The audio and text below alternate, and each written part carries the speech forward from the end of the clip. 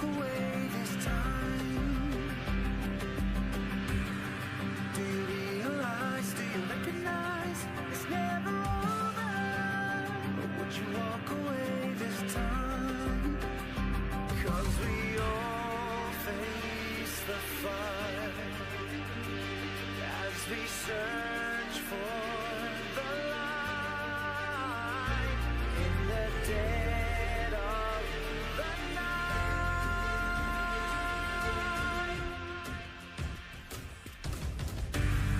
Will we rise above the days to come? Will it be enough? Or will we walk away this time? Look to your left, to your right, there by your side. 'Cause we all face the fire as we search for the light in the dead of the night. Ladies and gentlemen, summoners and viewers, champions and contenders, Demacians and Nuxons, welcome to SRG Serenity Gaming. I'm your play-by-play, the fat man, Lord Flab, and joining me on the colour desk is the Litzy. How are you doing, my friend? I'm doing pretty well, and we have a pretty interesting match ahead of us today. It is Virgo versus Chimaera. So, we've seen Virgo play before. They've had a little bit of a rough time, but they're not doing bad, and they've been going up against some pretty tough opponents. And if we actually look at the current standing inside of the league, Chimaera is actually a little bit lower. So that means that Chimaera, maybe they're looking for a chance to rise up the rankings a little bit, and maybe Virgo is wanting to sort of reaffirm that they do deserve to be where they are in the current standings. Definitely. I think with Chimaera going up against Virgo today, we need to think about just how much Chimaera really want to punish Virgo. At the same side, Virgo obviously slightly ahead at the moment. Chimaera, if they can take these guys down, that's just another point closer to meeting them up in the middle of the table, climbing their backsides further up to the top of the table, getting themselves through and into the start of the league, and I'm sure it's going to be one heck of a spicy game today. So let's look at some of the champions that we could be seeing today.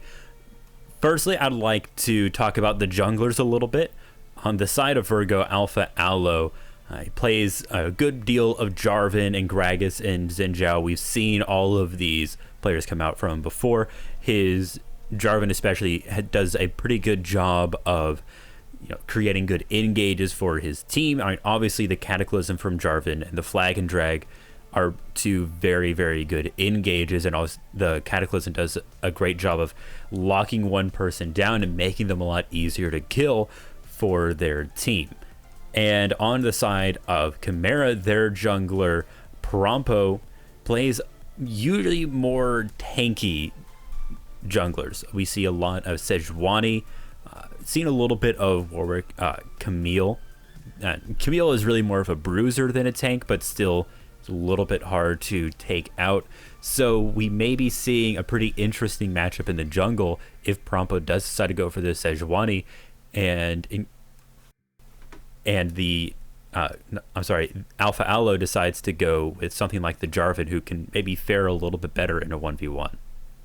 Yeah, definitely. The Jarvan will be a much stronger champion to have in the early game, especially for the 1v1 in the likes of playing against something like a Sejuani. A little bit of a closer matchup if Prompo is to pull out the Camille into the likes of a Jarvan, who Alpha Aloe will be wanting to maybe pick up in this game if they choose to go for some incredibly early pressure. Once you get to that level 2 spike, that you've got the Flag and Drag, that's all you need. You're more than welcome to dive straight in there. Go maybe for a quick cheesy gank in the mid lane, catch somebody up, Flag and Drag, flash combo, knock them straight up, lock them down, kill that son of a gun, and there you go. You got yourself a first blood just like that. It's a very spicy tactic. But again, Prompo, if he decides to go into this Jarvan, he could take the Camille, he could maybe go for a Warwick, which he has played, but not one of the most played champions of this guy, but it's definitely something that he could try and pull out to help him with some of the early jungling into the likes of maybe the Jarvan. But if Alpha Aloe is to go for maybe more of the Gragas, that would allow Prompo to take something such as the Sejuani. So we are now inside of the pick ban phase. Sejuani's actually been banned out. Virgo, they've banned Renekton, Vladimir, Sej, and Chimaera, they banned Yasuo, Thresh, and Ezreal. So a very good support and ADC duo banned away by Chimaera. And what this is really interesting, we're actually going to finally get to see Sylas being played inside of SRG. Ooh, a Sylas. Now, I've got very, very mixed opinions about the Sylas. I'm very curious to see where SRG Virgo choose to go with the Sylas, whether it'll be a top, jungle, mid, maybe a support. I highly doubt with them picking up the Tristana that they're going to try and flex it into the bot lane unless it's a support, but I don't. With Sylas, you need to be getting a lot of gold onto this guy. You need to be able to at least go even and have a good gold income throughout the game to be somewhat effective. Because if you fall behind on Sylas and you don't have any decent ultimates that you can steal against Chimaera, it's going to be very, very difficult for you to have an impact on this Sylas. So I'm very, very excited to see how SRG Virgo choose to use this champion today. Since Alistar has been picked up on the side of Virgo, I think that probably Sylas is going to be mid or top. Could theoretically be jungle, but with Chimaera, they're still banning jungle champions. They've banned out the Jarvan, so they're thinking that Sylas is either going to be top or mid. I think it's probably going to be a mid, since Sylas is sort of working out to be more of an AP assassin with his playstyle. And I was actually talking to my friend about this, and he says that it takes a while for AP assassins to really get into the meta. And so for a while, Sylas, everyone's sort of been so-so on Sylas, but he does appear to just be becoming a lot stronger. Chimaera has banned away Karthus, and Virgo has taken away Lissandra. Ooh, now I do like the decision by Virgo to ban away the Lissandra, because this champion is such a lane bully, a bit of an S tier, S plus tier, an actual god in the mid lane, can be flexed to the top lane if you desire, but it has such a stronger impact in the mid lane. Literally, once you get to about the level 10, 11 mark, you can literally push your wave in straight away and roam before the enemy mid can do anything about it. And surprise, this Lissandra is going to be in your bot lane or the top lane before you can even say, Aloichi, Luigi, I'm already here and you're about to die, my friend. So definitely a good idea to ban that away. One thing that's going to be pretty interesting is that Chimaera is going to be playing Jax, and with Gragas already being picked, that means that's definitely going into the top lane. Virgo has picked up the Zac, keeping the theme of three-letter names, and also Orianna. So Orianna's definitely going to be going to the middle lane, which means Sylas is going to be top, Zac is going to be in the jungle. We do see Alpha Aloe play Zac every once in a while, so that isn't a real big surprise. He's sort of been trying to force that in, and the problem is that Zac has a really rough time 1v1ing people in the jungle. It's just not a very strong duelist, and so because of that, is probably going to have some issues going up against the Gragas. And also LeBlanc is going to be picked up for Chimaera for their mid lane. LeBlanc getting picked up by Chimaera for the mid lane. Definitely a champion I love to see when I'm casting leagues like this. A champion with so much kill pressure. A very dangerous one. If you fall behind against a LeBlanc, best believe you are going to be terminated, just like the Terminator will destroy anyone who gets in his way. But with seeing the LeBlanc come up, and as well as SRG Virgo having an Orianna and a Sylas, these guys still have an opportunity to flex between the two lanes. Orianna can go top if it's chosen to be a bit more of a preferred matchup and would rather be taken into the Jax versus LeBlanc. But at the same time, LeBlanc, with the range, you kind of want to have the Orianna in there, so a very safe blind pick. So you would imagine it would be in the mid lane, but there is still a gentle possibility that these guys might say, you know what? This Jax has been picked specifically for the Sylas. Maybe we don't want to take that risk and put the Sylas into the mid lane and put Orianna into the top lane, because at least then you can apply some pressure onto the Jax, who is a melee champion. He has to jump right up in your face, and that will just make it a lot easier for Aloe on the Zac to just jump in and catch you off guard. But I would be pretty scared for Orianna there, because that is what you want to do against an Orianna, is be able to get up in their face, stun them, and just deal that melee damage to them. So that would be pretty risky. I think that definitely Jax is a good pick against Sylas, because the ultimate, really all it does is make you more tanky. It's not a game-winning ultimate. So I do think that it is a good choice, because the only thing it's going to do is make Sylas a little bit harder to kill. I mean, to be fair, Sylas does do quite a bit of damage, so him being harder to kill is very powerful. But I do think overall that's a good idea. Mostly what I'm going to be looking for Sylas steals is going to be Braum, because if a fight takes, a close quarters fight happens, Sylas steals the Braum ultimate and uses that before Braum can use his, then that could be absolutely massive for a team. Definitely, the Sylas being able to steal the Braum ultimate Glacial Fissure, it can have a massive impact in your team fights, but at the same time, Sylas may also decide to go for maybe either the Lucian's Culling or the Exploding Cask by the Gragas. Now, I'll tell you why I specifically would prefer the Exploding Cask, because if you look at the side of SRG Virgo with their comp, so they've got Sylas, Tristana, Alistair, Zac, Orianna. They're looking for a wombo combo right now, and if Sylas chooses to take that Gragas ultimate, he's ensuring his team that they have a much stronger disengage if something was to go completely pear-shaped in one of the team fights. Because at the end of the day, Virgo want to have a complete wombo combo, knock up City, try and chunk them all down, blow somebody up if possible, but SRG Chimaera are looking a little bit more on the side of picks with the Braum passive, with the LeBlanc going in and getting some of those picks, and this Gragas can surprise you with the Flash Body Slam as well. So it's going to be a very exciting matchup on both sides. Definitely both teams have a lot of advantages and disadvantages when going against each other with these two comps, and I can tell you it's going to be one heck of a game.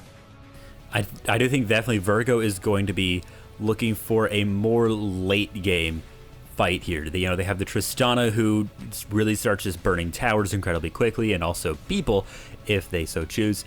More into that late game once you get your Storm Razor, once you get the Rapid Fire Cannon, you really start getting your items becomes a lot stronger. And it's the same story with Zac. Once Zac becomes tanky, then he can really go in and move people around and stuff like that and not die from it. And until then, it has a lot of issues.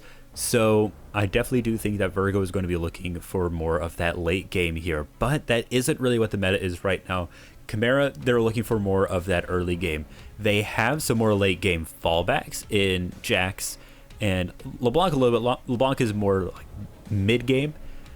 But that Lucian Braum combo is an incredibly strong early game fighting composition in that bot lane. It'll make it fairly easy to win that bot lane straight away. But it's probably going to have some issues in the late game just because Lucian falls off pretty hard. Yeah, this Lucian will have a little bit of difficulty in the late game when you look at your opponent sat there on a Tristana. Now, I'm a massive, massive fan of Tristana just because of her kill potential. You got to remember, Tristana, if this champion is played correctly, and I suspect it will be, you can have resets upon resets if you have a very good team fight. Now, Chimaera are definitely wanting to say to their opponents here, hey, look, you guys have the wombo combo, but we have more of split push potential. And with Virgo going for all this CC, because if you look at Virgo's comp, every champion there has some form of CC. Sylas has a root, Tristana has a knockback, Alistair has a knockback, knock up and a stun, Zac knock up and pull you back, and all that sort of stuff, and then an Orianna with the shockwave and the slow. So I will not be surprised if Chimaera pick up some form of magic resist early on into this game. Granted, they're definitely a scaling comp, but you will need some form of early MR, maybe the Mercury Treads, just to try and reduce some of the CC, because once these guys get to the mid game, you're about to get punished when it comes to a team fight, because there is going to be so much CC flying backwards and forwards in this game. Whereas Chimaera are definitely going to be thinking, maybe, you know what, this Orianna in the mid to late game will not be able to 1v1 this LeBlanc unless Orianna completely misplays or LeBlanc completely misplays. It is literally should be a LeBlanc party wherever Orianna goes once we get that mid to late game. And Jax is a split pusher, so if you put Jax in a side lane, LeBlanc in a side lane, you're basically saying to Virgo, come on then, you want a team fight, we're not going to give you that, we've got the split push, we're just going to do it the old fashioned way and push you out of this game. Virgo is definitely looking for more of that team fighting. Zac is a great team fighter, so is Orianna. Being able to pull everybody into one spot, that would be very, very good for Tristana's or splash damage. And if Sylas can pull a good ultimate like the Gragas ult, the Gragas ult, like you said, or a Braum ultimate being able to knock everybody up, with them being close together like that, would be incredibly powerful. We're going to have to see how that plays out, though. So yeah, Virgo will definitely be looking for more of those team fights. So once the laning phase is over, they're going to be wanting to group up and try and take a tower early on, and it's going to be up to Chimaera to try and win a laning phase hard enough that they can just make sure they shut down Tristana, so Tristana won't be able to do anything. And also the mid lane, they're going to want to make sure that Orianna won't have the AP, the damage that she wants, and you want the LeBlanc to be as fed as possible. This LeBlanc is definitely hoping to get super fed. If this Jax can go somewhat even in his lane, especially during the early games between levels 1 and 11, this Jax is then going to start coming online around level 12, 13, 14. He's going to get really, really strong. Going to become a little bit of a, as Bwipo would say, a beefy boy in the top lane. Not as beefy as the likes of maybe a Sion would be, but that ultimate is definitely going to help him out. And you will see maybe quite a lot of jungle pressure going along in that top lane, because you have a Sylas that needs to be getting ahead. He needs to be able to scale up very, very well and get out of that lane and start applying a lot more pressure, because into the Jax, I'm not sure it's the best matchup for him. So we're going to be seeing maybe a lot of Alpha Alo come into this top lane to try and assist him. Maybe even an early lane swap. So the bot, or just the bot lane coming up to the top lane after their first or second back, depending on how it goes, just to see if they can apply more pressure, take control of the Rift Herald, stuff like that.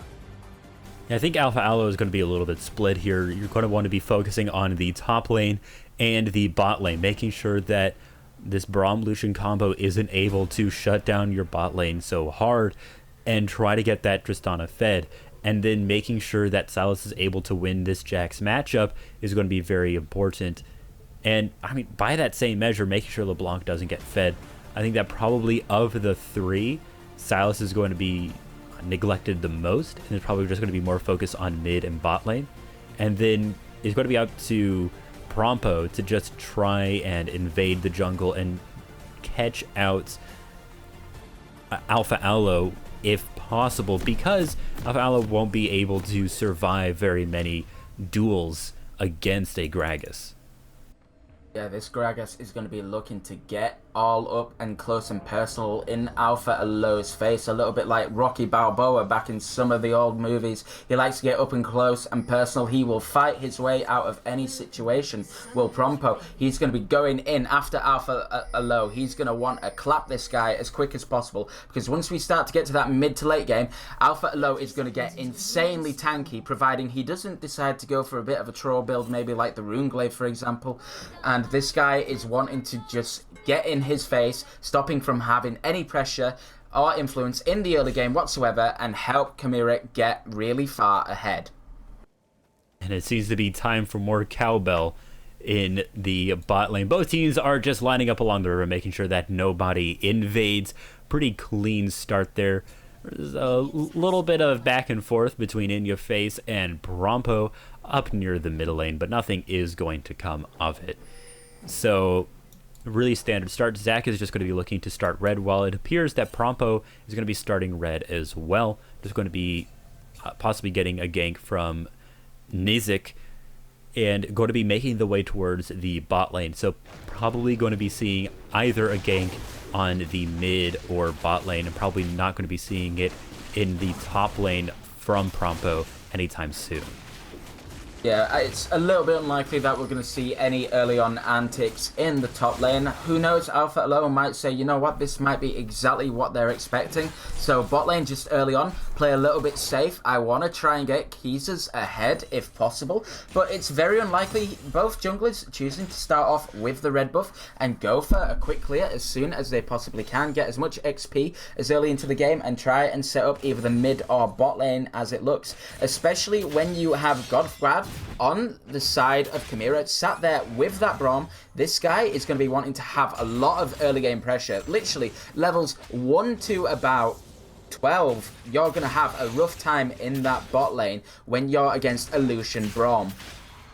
So Alpha Alo was possibly looking towards that, but does get spotted out by a ward, and it's going to be just looking to get this Scuttle Crab, and Prompo is nowhere nearby and appears to be going towards the top lane. With Nizik being as low as he is, maybe they're thinking that Keezers are going to be too have aggressive. A fight start up right now as Nizik gets the stun onto Keezers, and Prompo is here. He does have the red buff. He's got the body slam available, but Nizik is almost going down here. He's flash on, flash, and the first blood going over to Keezers right there. A very good play to start off with, but Prompo is still here. He has the red buff. He has the level disadvantage, and Keezers might actually turn this into a double kill, and a TP is coming out from Nizik as well, and Keezers is now caught in a rock and a hard place, but I think they're just going to let it back off, and that's first blood going over to Keezers. There's a lot of just really good focus coming from Keezers there, making sure that you recognize what you're able to do and what you need to do. Your first priority... Oh, there appears to be another fight breaking out. Another fight going on in the top lane, but I think it's just a little bit more of a noodle fight, I'm afraid, there. So, like I was saying, just recognizing what it is that you need to do and then capitalizing on it and sort of getting your list of priorities straight.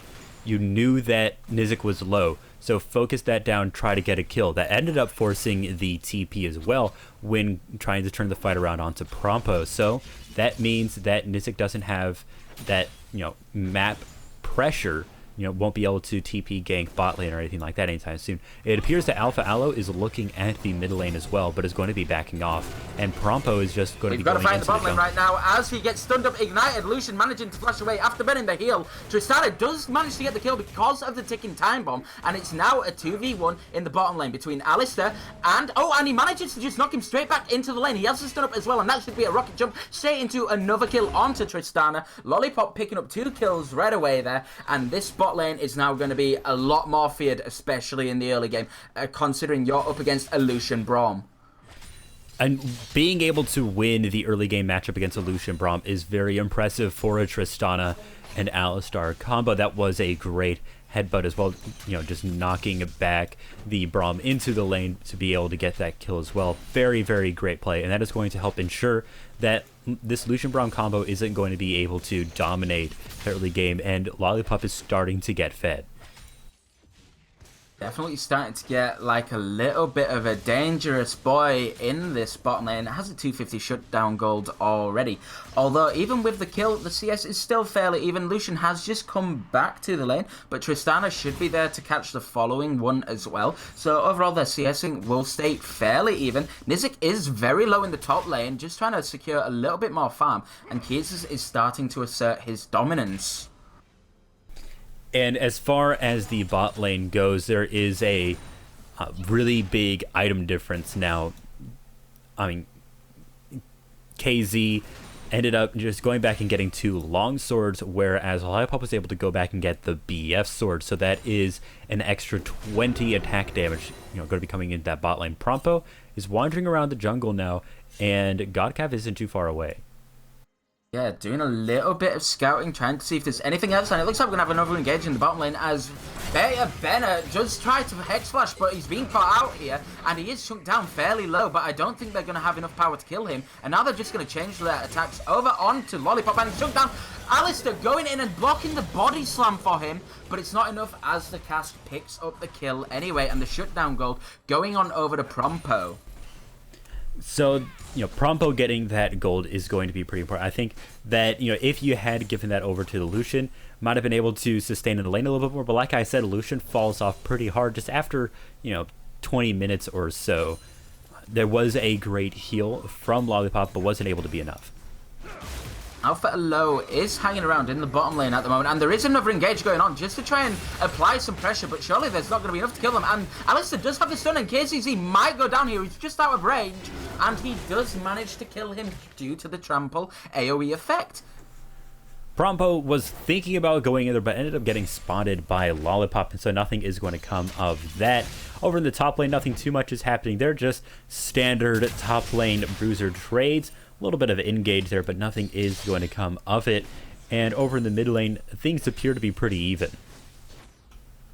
Definitely doing your best to keep it even in the mid lane. In your face, 10 CS up at the moment. Coming back to lane, he does have a small advantage against Highwine, but whether or not he'll be able to snowball much further in the early game, as a LeBlanc, sometimes it can be a little bit difficult to get some farm, and we do have a scrap going on in the top lane, and Keys is getting very aggressive. Nizik just needs to chill out for a moment. Although the lane is pushing towards Nizik, it's a bit of a chilled out moment, but Highwin is coming into the top lane as well. We may be seeing a fight break out here. Yes, we do, and he does manage to proc the electrocute, and he chunks him down. Here comes the stun as well. Ignite is down onto Keys, and surely this is him going down to the last tick of Ignite. Highwin picking up a kill and helping Nizik get a little bit of pressure back into the top lane. A really great roam there. I mean, Keezers just wasn't able to have any sort of vision inside of the jungle. If you look at that topside river, there's 2 control wards sitting there, just making sure that there is no vision there, and so enabled that roam to happen. You know, you really do have, you know, that's what we talk about. Vision control. It is very, very important, and it ended up working great for Nizik and Highwind there. Yeah, if you just take a moment to pay attention to SRG Chimaera's vision control at the moment, you still got your jungler Prompo and the support Godfire still sat with pink wards in the inventory, and just as In Your Face cleared out that ward in the bottom side river, you could see that Chimaera had 4 pink wards completely controlling both sides of the river. Now, In Your Face had to be a little bit safe there as he went to check on the bush and clear the vision, and now they're just going to clear it back again. These guys are definitely doing their best to assert dominance over vision control, because if you have this strong vision control in the early game, you can set up much stronger roams, and Virgo have absolutely no idea that Prompo is chilling in the bot lane. So right now, Alpha Aloe, he's playing pretty safe, just, you know, farming your Raptors there. That is one thing that Zach is very, very good at, but doesn't have any, like I said, any idea that Prompo is getting that Scuttle Crab, and I don't think that there will be any fight over that. Yeah, we've got a lot of love tapping going back and forth in the mid and top lane. Keezers is getting chewed down low to Nizik here, but Keezers has stole the ultimate and using it against him. He does have the heal ready in just a moment. He does flash away, and a flash from Nizik straight onto Keezers, and he kills him again. Just a lot of back and forth there. You can really tell that that one kill helped Nizik out a lot there. And Nizik being able to jump on top of people does, and also being able to have that AoE stun, does work very, very well against a Sylas. Doing a lot of work, definitely trying his best to get some dominance in the top lane, set down some sort of assertiveness and be like, hey, look man, you might be a strong champion, but early on you're kind of useless, you know? Actually, at the level 1 to 2 point, he did do a lot of damage and turned around a 2v1 and got himself almost a double kill, to be honest. It was very good, but it looks like we've got a gank in the bottom lane as Alpha Aloe dashes straight in with the slingshot. We've got Glacial Vision going down, and Lucian is ignited. He is very, very low. Tristana ulting him away, almost saving his life. He goes down anyway. TP coming in. Here is Nizik. He manages to... No, he misses the stun onto Beta Banner as a body slam comes in. He's got the Braum Positive. One more hit will do it, and Prompo flashing in and then just dying to the turret shot as they don't control the aggro, and Alpha Aloe going in with the slingshot, and the douche man shockwave Godcam is very, very low. Nizik getting the stun, and in goes LeBlanc again. It's a clown fiesta at the moment as the double kill goes over to Highwind, and Tristana getting the resets right now. She manages to get herself a double kill as well. That was quite a brawl there, and definitely I'm going to say that Virgo came out on top there. Getting Lollipop even more fed is really good. And we saw a lot of really good baiting and engaging, and you saw that when Virgo decided to go back in, they all went back in together even though they were low. If one of them had decided to turn around and stay back, then it would not have worked as well as it did. Part of the problem for Chimaera there as well in that fight is that Nizik used his teleport to get involved, and it wasn't enough to turn it in their favour in what was a 4v5, as Keezers had already TP'd to the top lane and managed to get himself some more solo gold thanks to the turret plate, and that was added not too long ago. And also, Keezers is quite a bit ahead in CS, about 20 CS ahead. And even though the kills are even, having that having that extra gold there is going to help out with items. Not really seeing too much of it quite yet. He does go back and get the Iceborne Gauntlet. That is going to help him out quite a bit. Right now, it looks like Chimaera is wanting to try and set up this drag take. The Ocean Drake is up. It isn't quite the dragon you want at this point of the game, but would still be a good thing to get. Definitely not the preferred dragon, but SRG Chimaera, considering how the fighting and the game is going at this moment, if they could pick themselves up that Ocean Dragon, it would be really useful for them, especially around some of these early skirmishes that are leading into much bigger team fights. A lot of dancing back and forth going on in that last team fight. So if they manage to pick up this Ocean Drake and another fight is to occur, it might be just enough to assist them. So now the teams are, right now Virgo is starting to get a little bit more vision around this drag. They definitely want to make sure that that isn't taken from under their noses. We've got two ultimates being used in the top lane. Keezers and Nazik getting very aggressive with each other, but they're both fairly tanky guys, and neither one is looking at going down just this point, as Prompo is pathing himself towards the top lane right now. That Q does a great job of poking out because that little and the area Predator is using the Zik dashes in with the stun and the exploding cask, sending Keezers back into the lane. Sit down, boy. You're about to die. Surely, unless Keezers can get a heal. No, he doesn't. Nazik manages to secure the kill. This Silas is now 1-3 and not looking as preferred as he wanted to be in Champ Select. And also, for a while, Silas has been unavailable for the league, and so I definitely do understand now that it's available. You want tower down, and that gold is going to be going towards Chimaera. Yeah, Chimaera getting a little bit of gold, evening it up. There's only about 300 gold difference, but I do want to pull the audience's attention to the gold difference between the AD carries at the moment. Lollipop's out on 6,300 gold, whereas KZZ is only just going up to the 5,000 mark. And Lollipop does have his Infinity Edge, and this is where this guy starts to pop off even more. As a Tristana, as soon as you have that Infinity Edge, you're going to be doing a lot of damage, especially if it's in an extended team fight. Lucian does have a little bit of assistance with the Braum passive, but it's just not going to be enough. He is 0-3 into a 6-1 Tristana, and it is something very scary if you're in the bottom lane. There is quite a bit of gold bounty on Lollipop's head right now, but I don't think that this Lucian Braum combo will be able to get that on their own. Even right now we're just seeing Lollipop being incredibly aggressive and just trying to hold right up near the tower. You're essentially just proxy farming there, and they are going to be able to get a lot of damage onto this tower before anybody can contest them. Definitely. Now, I do want to point out one very... Hold on a moment. It looks like we're going to have another fight in the top lane as Nazik is getting ganked back for a change. He's been knocked up. He's been stunned up. He uses the Aftershock, and he's managing to just escape because of the ward that was placed earlier. Now, just before we go back into the rest of the gameplay, I do want to comment on that early trade a couple moments ago between LeBlanc and Orianna in the mid lane, as that is the third time Highwing has dashed straight forward with the distortion and tried to 100-0 in your face, and all three times he's juked straight upwards as soon as he's dropped that shackled chain. Now, if Highwing is going to start paying attention and go for that solo kill, he needs to be noticing that in your face every single time is juking straight up and realign his skill shot, and maybe he'll be able to go for the full all-in.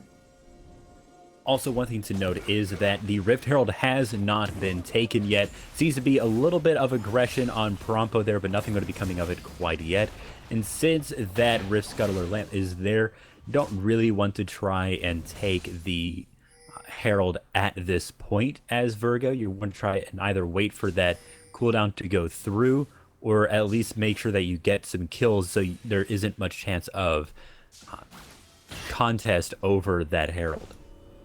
Definitely not much contest going on for the moment. Now, Chimaera are trying their best to get some pushing vision. As you can see in the top side, close to mid bush, you have a pink ward there just to try and help spot out the jungler, who is currently chilling in the bottom side of Virgo's red jungle. Now, if Chimaera can keep getting some of this deeper vision going in as LeBlanc looks like she's going in for a flank at the moment, they can actually consider contesting the Herald. And it looks like Highwing does manage to lock him down with the double chain, and that's just going to be a triple stun and an easy pickup for Nazik.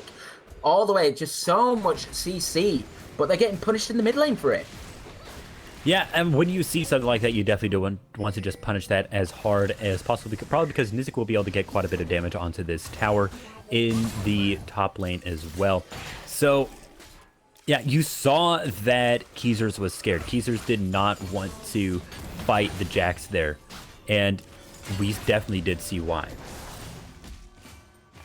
Yeah, the clear reasoning behind Keezers being so afraid, as the LeBlanc was definitely missing. He had very limited vision. Now, we have noticed that SRG Virgo have picked up 2 sweepers, but I'm not seeing quite enough control wards in their inventory. Maybe it's a little bit of the lacking of gold, as Chimaera start up the Rift Herald at the moment, and they have complete control of the vision. Now being spotted out by a scrying orb, but I don't think it'll be enough. Yeah, there is definitely no way that Herald is going to be contested here. So that is going to be very powerful for Chimaera there, being able to get probably a free tower from that, maybe more. And now that some of these inhibitor or these tier 2 turrets are starting to be exposed, that bot lane is looking very, very low, and the top lane has already been exposed. It is very low. We may be seeing Shelly go to either that top lane or bot lane. Definitely could go to the top or bot lane, but personally, I would like to see Chimaera try and force it into the mid lane if they can. Get Jax to go into the bottom lane and apply pressure and send, and just make Virgo make a decision. Do we defend the bot lane turret? Because you need 2 people at this point to deal with this Jax, because clearly Cleasers can't manage him alone. And then that just opens up a 4v3 in the mid lane with the assistance of a Rift Herald, and that can just make it a very sad time for you. So because they weren't able to get that Herald, they do want to still get an objective, so they get the second drag. Right, Highwind has been completely caught out here. His headbutt pulverized, he is ignited, and he gets shut down by this Alistar. That's a juicy little 600 gold shutdown, but it's onto your support. Maybe not the preferred choice of champions to get that sort of gold. And Beta Better wasn't done with Braum there, did decide to go in, but nothing is going to come of it. And now that they do have that Mountain Drake, they're going to be able to deal a little bit more damage to these towers. And with a Tristan on your team, that is going to be very powerful. Ooh, Alpha Low getting very aggressive onto the Braum right now, and it looks like we're going to have a lovely little skirmish going on as the Glacial Fissure is dropped down. Nizik is stunned up, and the Shockwave coming out just to finish the job there. Nizik getting killed by that Orianna, who now has a 500 gold shutdown on her. Virgo's definitely realizing their team fighting potential here, and they're just sticking together as a team. They're making sure to not split off because their 1v1 potential isn't quite as strong. Alpha Low with the slingshot decides not to use it as the pressure is being put down into the bottom lane, and Keezers has picked up the Glacial Fissure. We could see another team fight coming out as Alpha Low goes for the channel, and he's going in straight onto the Braum. He manages to knock him up, and the rocket jump going in as well, and airborne he goes, and down he goes, and Tristana getting the reset with the Glacial Fissure, going in with the ultimate, and she just gets completely caught out, jumping in way too deep there, and Keezers is now in on the back line. Alistar is there for support, but he realizes it's too much, and Nizik just flashing in and getting a double kill onto the Silas. And now it's Alistar that's just chilling out on his own. KZZ is having the backup of Promper on there with the Gragas, and that's just going to be another kill going in favor of Chimaera. It looked to be a really good fight for Virgo, but they just got a little bit too aggressive trying to get under that inhibitor tower and ended up paying the price for it when Nizik was able to just turn it around and start dealing out a lot of damage to the enemy team. I think that probably what they should have done was just take the tower, take that little bit of extra damage that they did, and then go. Alpha Aloe, he had a really great stretching strike there, and that gave them the confidence to continue forward, but it ended up just being a little bit too much for them to handle. Yeah, another thing I just want to point out as well is in that fight, you have to remember Lollipop on the Tristana did have a shutdown gold. I believe it was 850. And Nizik managing to get that kill has definitely put this guy very, very far ahead in the top lane. You're looking at about a 2.6k gold lead in favor of Nizik into Keezers. And you see this Silas is going to start having a very, very rough time as this game goes later and later. Definitely now Nizik does have the Trinity Force available and also the Spear of Shojin, so that is going to be a lot of fighting potential for Nizik. Right now, Chimaera is just securing vision around the Baron. I don't think they'll be taking it quite yet, but they do want to force a fight here. Yeah, definitely looking to try and force something, but Virgo is coming in as a unit just to try and clear out some of the vision. Obviously, they're going to be spotted on the ward, and Highwind has spotted Lollipop on this vision ward, but Lollipop doing his best just to make sure that Highwind can't go for a cheeky flank onto the AD carry. And during all of this, Nizik is just farming up that bot lane, doing that split push, and Kaiser is going to be the only one who's going to be able to contest it. Now, Keezers can try and contest this, but Nizik is at the point with the 2 items. Granted, Keezers has gone for the Iceborne Gauntlet and the Tab. He's a little bit of a tanky guy, but at the end of the day, if you're not going to give Jax enough respect, you can very, very easily end up dying under this turret, and I will not be surprised if Nizik manages to pull off a solo kill, or maybe a kill in a 2v1 situation, if Virgo don't play it slowly and calculated. At this point, in order to fight Nizik, you definitely need at least 3 people there, and you definitely don't want Keezers to be 1v1ing at this point.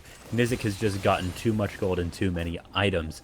But now, Virgo, they're just trying to group up in that mid lane. Alpha Ally trying to just hang back and wait for a good time. We do have a fight occurring in the bot lane between Nizik and Keezers, and I think he's just realized that he's completely boned here as he's stunned up under the tower. Hold on though, he does manage to get the shutdown as he roots him under the tower with the turret aggro, taking 2 shots and then healing back some health. Keezers going in with a very good outplay, but was it an outplay at the same time as Nizik got very, very aggressive, diving him under the tower, maybe forgetting that Keezers could have access to his ultimate and making him a lot tankier in that fight. I think Nizik kind of outplayed himself there. Just tried to be too aggressive and going for that aggressive dive. Did forget about that, ability to be really tanky. There's an extra shield that you get with Silas, and being able to root people, knock them up. Ended up being able to just stall out under the tower long enough for Nizik to take that true damage, and ended up just dying from it. Yeah, definitely getting punished from a little bit of overconfidence there. And we can see SRG Virgo now going in to clear out some vision in the top lane. And this was because of the earlier fight that just happened in the bottom lane. It relieved so much pressure for Virgo to see Keezers get that 1v1 kill under the tower. And it meant that they were then in a 4v5 situation because Keezers still had the teleport as well. And Virgo, they're obviously not going to be taking Baron quite yet. They just wanted to clear out the vision around it, and that forced Chimaera to at least go and check. And that's going to give him a little bit of free time. Keezers, he's still being very careful. Understands that that was not because he outplayed super hard, but because Nizik got too aggressive, and making sure that he isn't trying to that he isn't underestimating Nizik's ability here. Yeah, trying his best to do so. Now, I do want to take another moment to look at some of the itemization coming out right now. Beta Benner picking up the Zeke's Harbinger, and you've got Lollipop sat on almost his 3rd item with the Zeal and the Kerchi's Shade. I'm expecting this guy to go for the Rapid Fire Cannon on this next back and apply a lot more pressure. He'll definitely be able to outrange anyone on the side of Chimaera, and it's going to be very, very difficult in the next team fight. Although at the same time, because of these skirmishes and Nizik doing so well, getting a little bit too greedy at points, the gold is completely even, the towers are even, and it looks like the next team fight is probably going to be resorted around the Baron, and that could even be the game. Also, one thing to keep in mind, Lollipop does now have the Rapid Fire Cannon, just picked that up. So now poke battles will start going in the favor of Virgo, because getting that little bit of extra range, and also because the Static Shiv is Lollipop does now have the Static Shiv, that those two in combination will do a great job just poking people out when Virgo is doing this dance back and forth with Chimaera.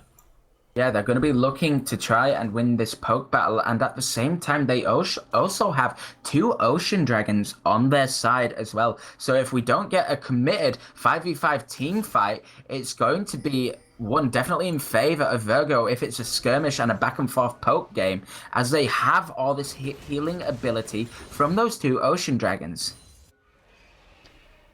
And those 2 ocean dragons will definitely help them out just in that back and forth. Like I said, that they're able to roam a little bit more and not have to worry about that. And as long as they take good time between their fights, we'll get a little bit more healing. And since they do have that non-drag, they have that extra fight starting here as Highwind is knocked up with a lot of combo going in there. He has the ticking bind bomb and the ignite, and that should be the auto going over, and Lollipop getting the kill right there.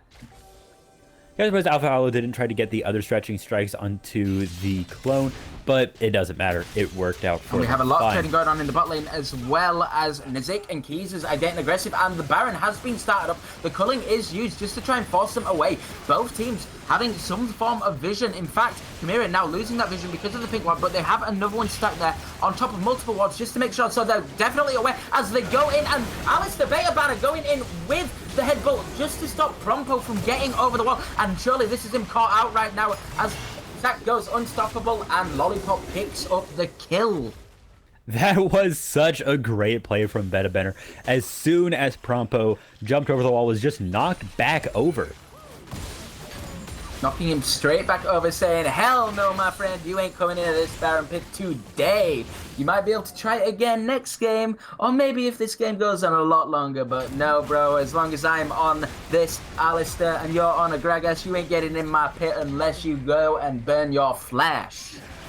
So now Virgo, they're at the stage they want to be. They're in this more later game stage. Beta Banner has starting to do caught the damage. Highwind again, and we've got a lot of aggression going on, but they're just going to force him away for the inhibitor.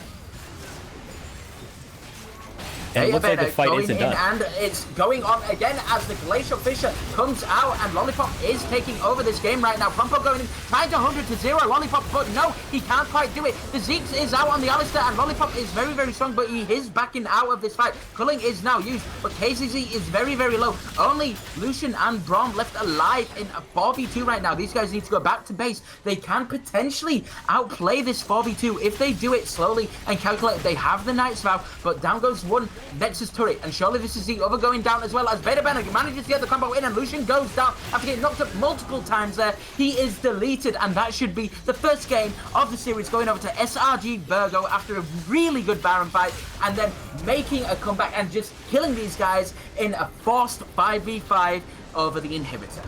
Eventually, they just got that death ball going, and as soon as anybody was caught out, they died, because you just can't fight that much damage. And Virgo did a great job of just picking off members of Chimaera one by one. Prompo decided to go in, wasn't able to do anything. Then Highwind and tried to go in, wasn't able to do anything. And those 2 trickles there ended up just creating a very easy time for the side of Virgo, because they were able to just dish out all of their damage to just one person, and all of their CC as well. Yeah, they were doing their job excellently there. Virgo, once they got towards that 25-minute mark, that was the moment when their team comp came alive. They had so much there for a wombo combo and could instantly delete anyone if they managed to get latched onto them.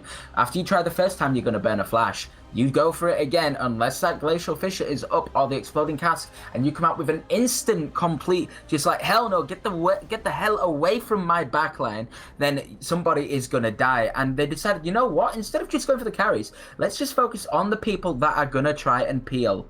So they go and force an engage first onto the LeBlanc, because she was clearly out of position. And then after that, as soon as Prompo or Godcav came in to try and seize any sort of fighting, they just went straight onto them as well. They were like, you know what, I don't care about you guys peeling. We're just going to dive you, or we're going to kill you one by one, and you're just going to be out of this game. Virgo playing their comp very, very well, and SRG Chimaera maybe not executing it quite as they would like to have done so.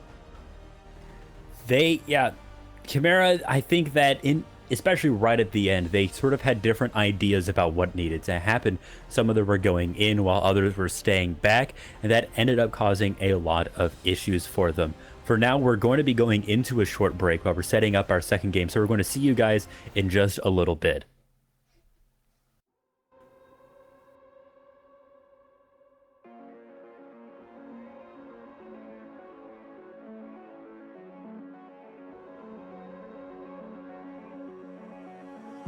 Tell me where do I go? Tell me where do I take us? Your heart is starting to slow. May the water be safe as I dive in. Bloodstains washing underneath the waves. I'll be reaching out to keep you safe as we fall. I can't hold on much longer. We're drifting down to the other side. Try to pull us under. Keep holding out for the other side.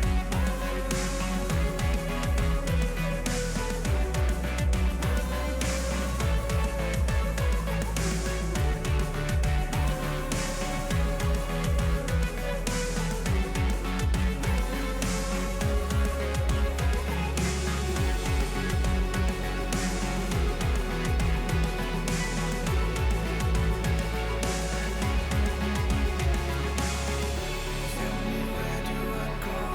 Tell me where do I take? Where do I go? Tell me where do I take? Your heart is starting to slow. May the water be safe as I go. As I dive. Where do I go? Tell me where do I take? Where do I go? Tell me where do I take? Your heart is starting to slow. May the water be safe as I go. As we fall, I can't hold on much longer. We're drifting down to the other side. Try to pull us under.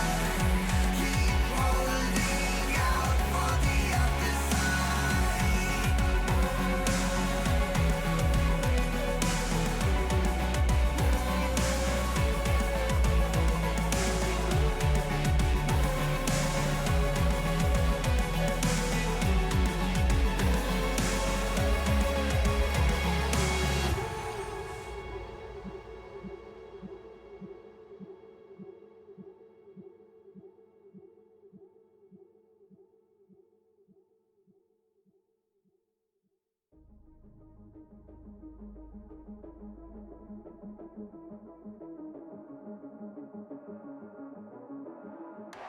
Welcome to the wild, no heroes and villains. Welcome to the war, we've only begun. So pick up your weapon and face it. There's blood on the ground, go and take it. You get one shot to make it out alive. So higher and higher you chase it. It's deep in your bones, go and take it. This is your moment. Now is your time, so prove yourself and rise, rise. Make them remember you. Rise, push through heaven. Rise, rise. They will remember you. Rise. Welcome to the climb up, reach for the summit. Visions brave, the one false step lead the end. So higher and higher you chase it. It's deep in your blood, go and take it. This is your moment. Take to the skies, go. Prove yourself and rise, rise. Make them remember you. Rise, push through heaven. Rise, rise. They will remember you.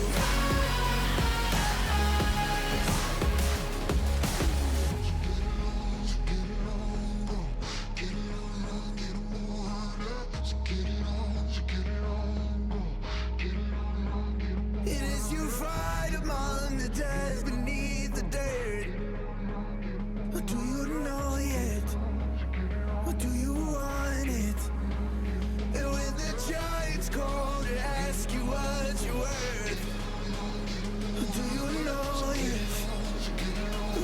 done. Prove yourself and make them remember you. Push through and they will remember you. Prove yourself and pick up your weapon and face it.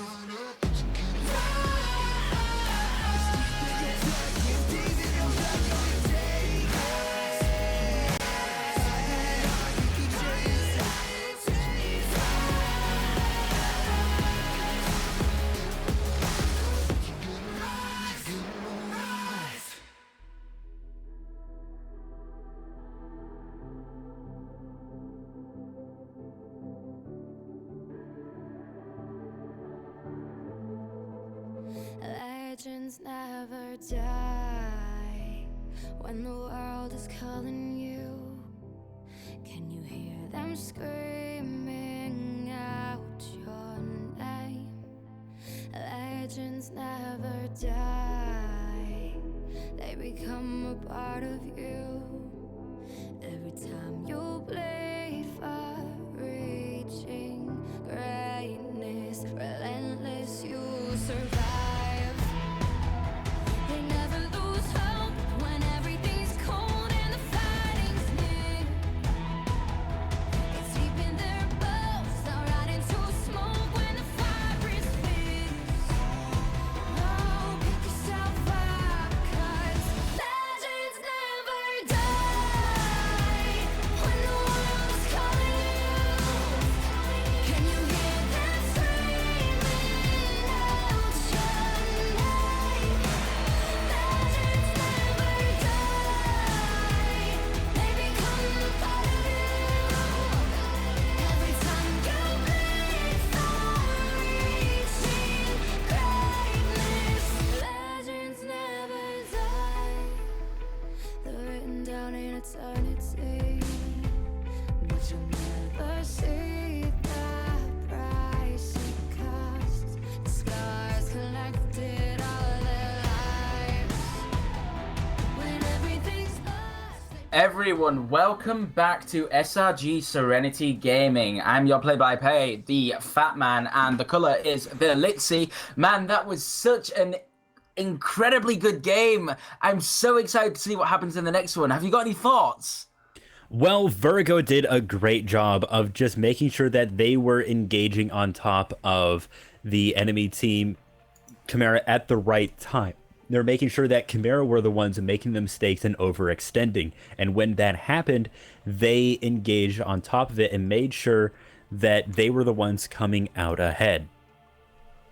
Doing a very effective job there of making sure that they could come out ahead in that game. Now, I do want to talk just a little bit about both teams' drafts as we wait on getting into the next pro draft. So, SRG Virgo with the win there, coming in with a very, very strong team fighting composition, whereas Chimaera chose for more of the 1-3-1, and towards the later stages of the game, it became very, very difficult for them to try and execute this 1-3-1, and I think I want to put a little bit of that pressure onto Nizik there. He had the jacks and he was ahead against Keezers, who was on the Silas, who was not having a very good time at all, and Keezers did his absolute best to survive and stop Nizik from coming in with that Jax and completely tearing down all those turrets and taking an inhibitor so early on into the game. He did a very, very good job, and Nizik actually being a little bit too aggressive, maybe could have done with just a little bit of support from Prompo at a couple of stages just to try and ensure that they could get ahead and force Virgo into a decision of, right, do we force a fight in the mid lane and try and bring the pressure away from this bot lane Jax, who is down there chilling out and just trying to push us in? Or do we just stick to our guns and then hold fire and see if Keezers can just hold himself and then try and strike when the moment is right with the wombo combo they had? Yeah, overall, I think Virgo just had a really, really good combo there with their heroes. So we're now getting into the pro draft. So Yasuo is going to be the first ban from Chimaera, and Renekton is going to be banned away by Virgo. Yeah, a couple of these bans coming straight in. We're seeing a couple of the same bans coming through on. As you can see, we've got the Vladimir, we've got the Renekton, we've got the Thresh now coming through as well in this banning phase. I do want to take a moment to talk about Highween in the mid lane versus In Your Face, because both these mid laners putting on a very good performance, going very, very even. A lot of praise got to go over to In Your Face, who was on the Orianna, didn't really get murdered at any point by Highween, actually kept a very strong CS lead against the LeBlanc, which once you get to the mid to the late game, it can be very difficult to do because she is an assassin. She wants to keep bursting you out, but In Your Face held his ground and performed incredibly well on the Orianna to make sure that at no point was he executed. So this is pretty interesting. Chimaera actually banning away the Zac, sort of putting a lot of respect towards Alpha Aloe's play in the last game, who I do think did a very good job of controlling fights, playing back until the right moment to jump in when Chimaera overextended. Them also banning away the Thresh, Vladimir, and Ezreal banned by Virgo, and it's going to be Sivir for the ADC on the side of Chimaera. The ADC picked up by Chimaera, and we have got a Galio that's just been locked in for Chimaera as well, and this will be going into SRG's current two picks of the support Alistair and what will be the jungler Prompo, picking up the Gragas again. Sorry, my mistake. Virgo picking away the Gragas because of the Zac ban and trying to say to Prompo, no mate, we're not having you have another game on the Gragas, because it was quite a solid performance overall, and that is forcing him to pick up the Sejuani. So the Sejuani is going to be pretty interesting, probably still going to have a difficult time 1v1ing Gragas inside of the jungle, but there wasn't a lot of fighting in the jungle last time. Anyway, they just seem to go around each other. Last time we did see Prompo going in and invading and taking farm away from Alpha Aloe, but nothing really came of it as far as fights, and obviously nothing really came of it as far as the game. Chimaera also taking away Silas, and Virgo is going to be banning Lissandra. Yeah, the Lissandra ban coming through again, because this is definitely a very scary, very powerful pick. Now, I do want to point out that SRG Chimaera have decided to ban away the Silas, actually, and the Orianna in the final stages of the pick and ban phase there. Maybe thinking to themselves, you know what, even though he was so far behind on the Silas, it is actually a very strong champion to lane into once we get to the later stages of the game, as Nazik kept trying his absolute best to go in for those dives and kill Keezers off, but he just couldn't do it. And now we're seeing Virgo pick up a Kaiser, an Urgot, and also banning away the Jace as well. Yeah, so the Jace is pretty interesting because the top laner for Chimaera hadn't been picked until just now. Going to be Kennen, which is going to be pretty interesting. We have seen that before from Nizik, so reasonable pick there. Also, Urgot coming from Virgo is a very strong pick. We've been seeing a lot of Urgot, his team fighting with the Beyond Death. The fear from it is incredibly powerful in a team fight if it does land. Yeah, the Fear Beyond Death, definitely a very powerful tool to have when team fights go on. But at the same time, Chimaera have just picked up the Cassiopeia. So let me just read out their composition for you at the moment for SRG Chimaera. They have a Sivir, who is solid late game 500 CS, gonna take over any game if you get to that point. But then the rest of the comp is Galio, Sejuani, Kennen, and Cassiopeia. That is a lot of magic resist. Sorry, a magic damage. So if Virgo decide to go for a little bit of early on MR and just shut down this bot lane, you're going to have a very rough time as Chimaera because you are so AP heavy. Granted, you've got a Sivir that can do a lot of damage with the bouncing boomerang blades, but you need to be able to get some items on the Sivir before she can really pop off first. Yeah, and also Sivir is a very good team fighting champion, and in these 5v5 positions where these teams actually do have very good communication and aren't just pinging at each other, is very valuable, having that extra speed boost for the team. Malzahar being picked up by Virgo, that's going to be a pretty interesting fight between Cassiopeia and Malzahar. Sort of whoever lands their ult first is going to have an advantage. So we're going to have to see how that plays out. I think it's going to be a fairly even fight. It's just going to be whoever does come out to be a bit of the better mid laner, and also who gets better ganks from their junglers. It's also pretty interesting then, because where is Galio going? In this case, it appears to be that Galio is actually going to be a support, which we have seen a few times. I don't think it was from Chimaera where we saw it, but it can be played. The knockups from Galio, the taunts can pull aggression away from Sivir, and can be a very, very good combo. Definitely decided to pick up the Galio and put it in what seems to be the support lane. Now, I do want to talk a little bit more about Galio, because I'm going to make a little bit of a regional play joke. LCK, lol. We have seen a lot of Galio support coming out from that region, and it has been performing very well, but this would usually be in combination with the likes of a Shen and a Nocturne, because you want to be putting a full amount of dive on to your enemy and picking off a single champion. But if you look at SRG Virgo's comp, they have an Urgot, a Kaiser, and a Malzahar.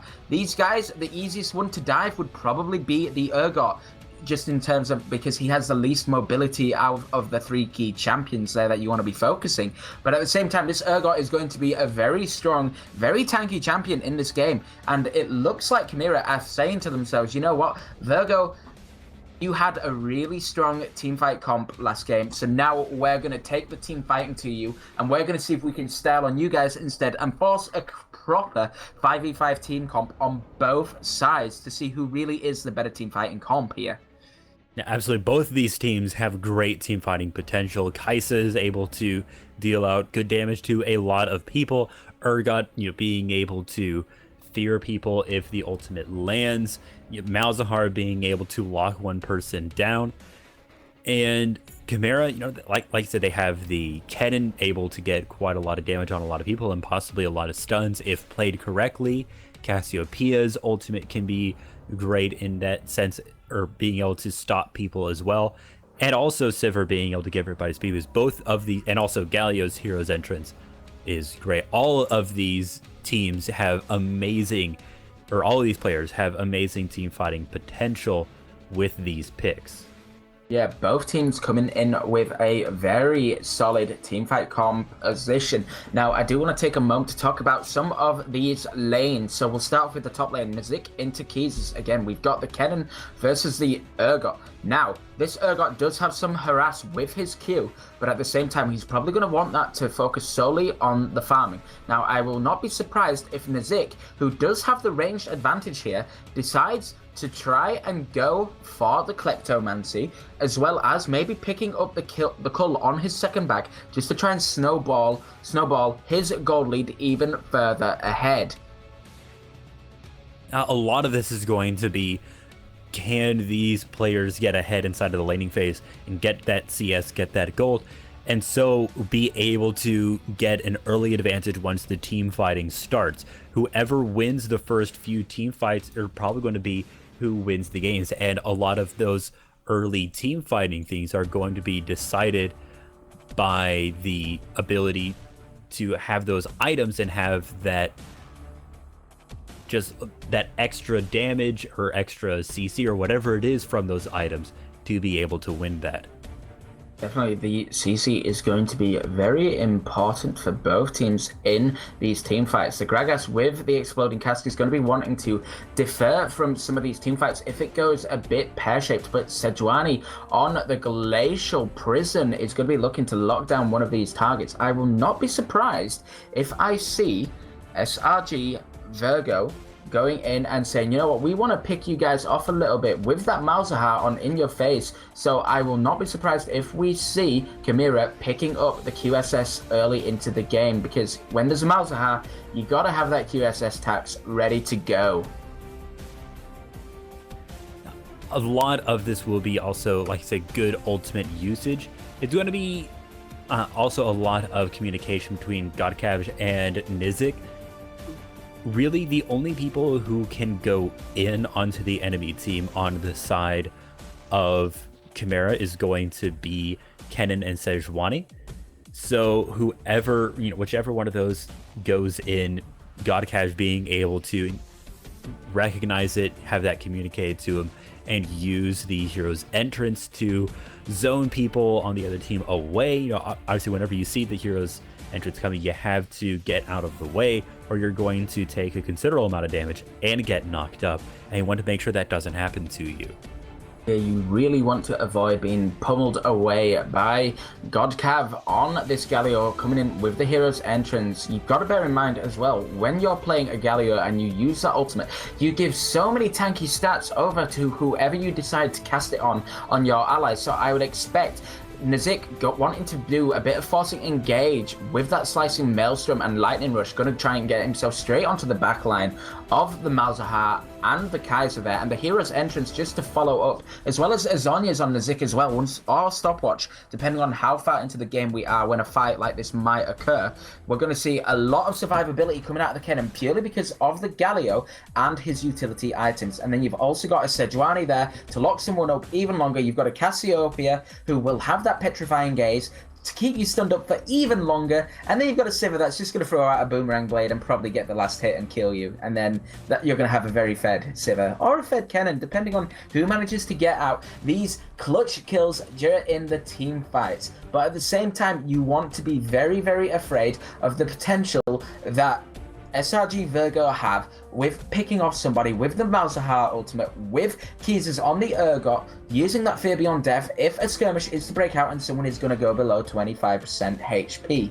But at the same time, as we saw in the previous game, Beta Bennett going in clutch, stopping Promper during the very early game in the bot lane, of being able to flash body slam straight onto his AD carry as he walked up to completely deny him that opportunity. So I will not be surprised if Keezers goes for some sort of aggression with the Urgot and maybe seeing Godcav flash or even dash forward to try and block it for the teammates if need be, because I want to see some more heroic support plays as a support main myself.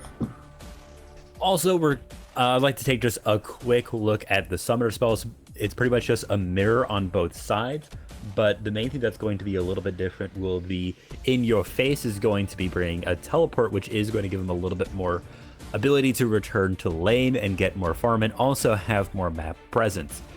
And a little bit of interesting runes coming through. Keezers is actually going to be bringing the Unsealed Spellbook, and so we'll be able to swap out summoner spells to different things if needed. Going to be pretty interesting to see how that is used, since it can be used. You can bring an Ignite into lane then instead of a TP if you've already burned it. Stuff like that can create for a lot of interesting scenarios. It can definitely force a lot of exciting, interesting scenarios, because you have absolutely no idea what Keezers is going to have on him when we start getting into this game. First couple minutes, he's got the flash and teleport, but once he manages to get that first spell unlock, he might go for a Ghost, he could go for Ignite, he could take Exhaust, it might even be a Barrier or a Cleanse. It completely depends on how the junglers are positioned and where SRG Virgo have their vision control on the map. And I need to stress this a lot, because at the end of the day, the bottom lane is going to be a little bit of a farm up game on both sides, as both champions, Kaiser and Sivir, are definitely more for the mid to late game, and both supports Galio and Alistair are very much all about engage and disengage and saying, hey, you're on my ADC, I'm going to go on your ADC. And it's going to negate a lot of the trading back and forth unless the junglers get involved. So I think the majority of this early game pressure should be around this mid and top lane. I'm being able to get an Urgot ahead would definitely help both teams a lot in the fights. Also, I think getting a Malzahar fed as well will be very powerful. And yeah, it's probably just going to be left up to the devices of the bot lane to see whoever gets ahead there. I will expect for KZ to have a little bit of an easier time with the ADC trades. You can use the Q to get some good pokes out, but I do think that Galio isn't going to be able to provide a lot of value until a little bit later into the game.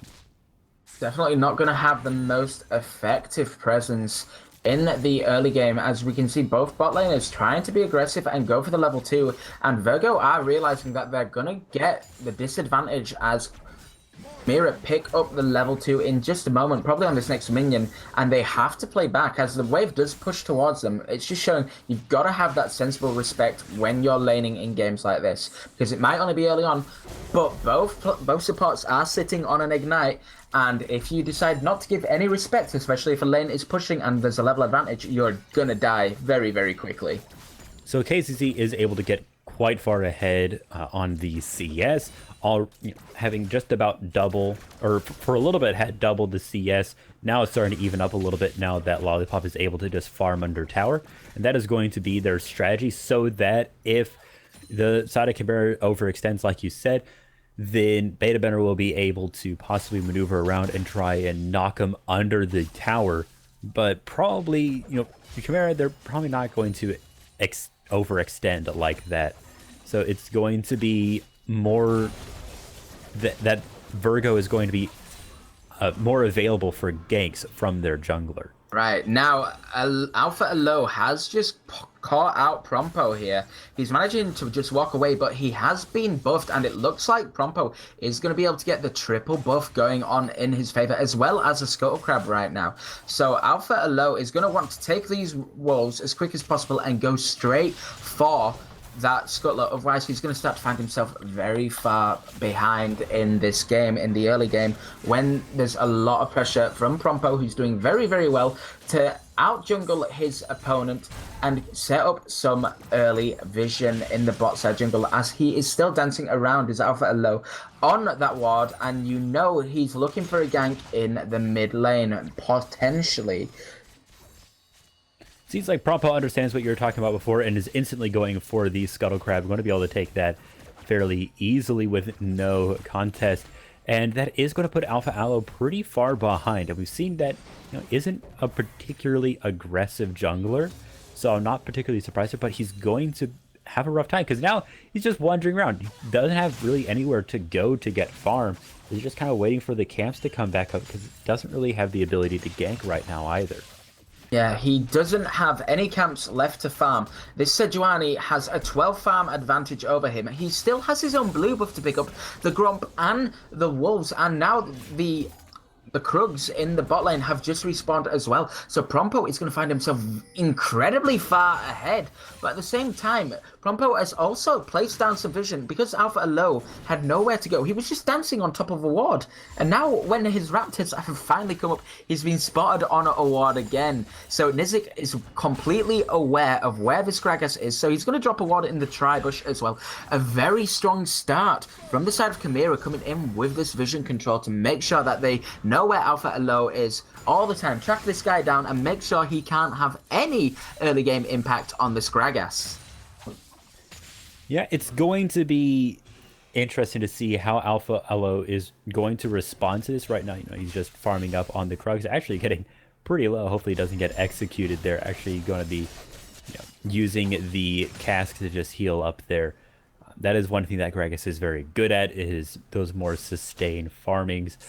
So the first drag is going to be an Infernal Drake, which is going to be pretty valuable for whichever team that gets it. Maybe not immediately in the early game, but as we get into the mid to late game, is going to become more and more valuable.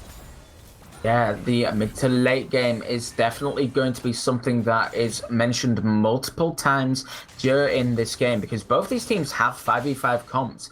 Granted, the 5v5 comp is a little bit more in favor of Chimaera than it is on the side of Virgo, who have a Malzahar that isn't always the best mid lane champion to have in a straight up 5v5 compared to the likes of a Cassio. But it completely comes down to, will Chimaera pay the QSS tax, which you don't expect them to do this early into the game, as the ultimates are only just coming online in the mid lane. But as we get into that later stages of the game, if Chimaera don't pay this QSS tax, then in the team fights, it's going to go very, very quickly one-sided. If In Your Face decides to just go, "Mwahaha, I have my ultimate, you have no QSS, you're dead, brother." Oh, now we do have an Ignite going on. And Nizik in the top lane. Fear Beyond Death is available. He flashes away from it. He is ignited. He's slowed. And surely that's just going to be first blood going over to Keys there. Nizik being very, very aggressive. And it's not quite paying off in his favor. That was a very good dodge from Nizik, able to, predict that the Fear Beyond Death was going to happen and flash away from it, but there just wasn't enough ability to escape after that. I think probably what it would have been better to do is just accept that you're going to die and keep your flash, so then you'd be able to have that available in a situation where you actually would be able to get away. But that is just how the cookie crumbles sometimes, and Nizik is going to be burning the TP to get back into the lane, whereas Keezers doesn't have it, so that is going to give Nizik a little bit of time to try and get some more farm. For otherwise, it looks like Prompo wants to engage on Alpha Aloe, but he's being protected by In Your Face. Being protected well and truly. Now, Alpha Aloe still on a level 5, 8 minutes into this game, and that is basically down to Prompo, putting down a lot of pressure, consistently tracking Alpha Aloe, and it looks like we're going to have a bit of fun over this red buff, as Alpha Aloe does not have the smite, but Prompo does, but I don't think he's aware of this, so he's just going to get buffed again as the red buff resets.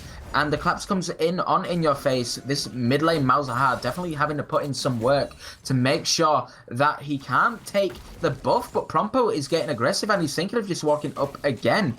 And it's just slowing down Alpha Aloe from getting to this level 6 point. But now Keys is here as well, just to make sure that the jungler is safe. A bit of babysitting going on realistically.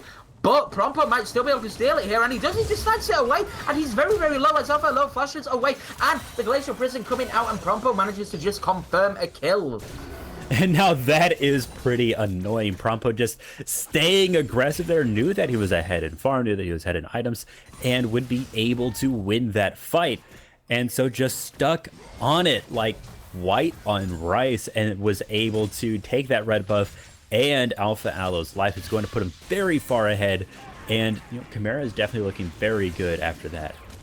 Chimaera looking incredibly strong. The gold is still even, but Prompo, at the moment, he still has the level advantage. He is almost double the farm of Alpha Aloe, and it's just a very sad time, but it looks like we're going to have a party in the bottom lane as Cassiopeia is here. Galio's flashing forward, going in with the grand entrance just to cause a little bit of chunking down, but KZZ has been caught out, and Malzahar TPing in just to even up the odds, and it's just going to be a back and forth love tapping, but I don't think anyone's willing to fully commit here.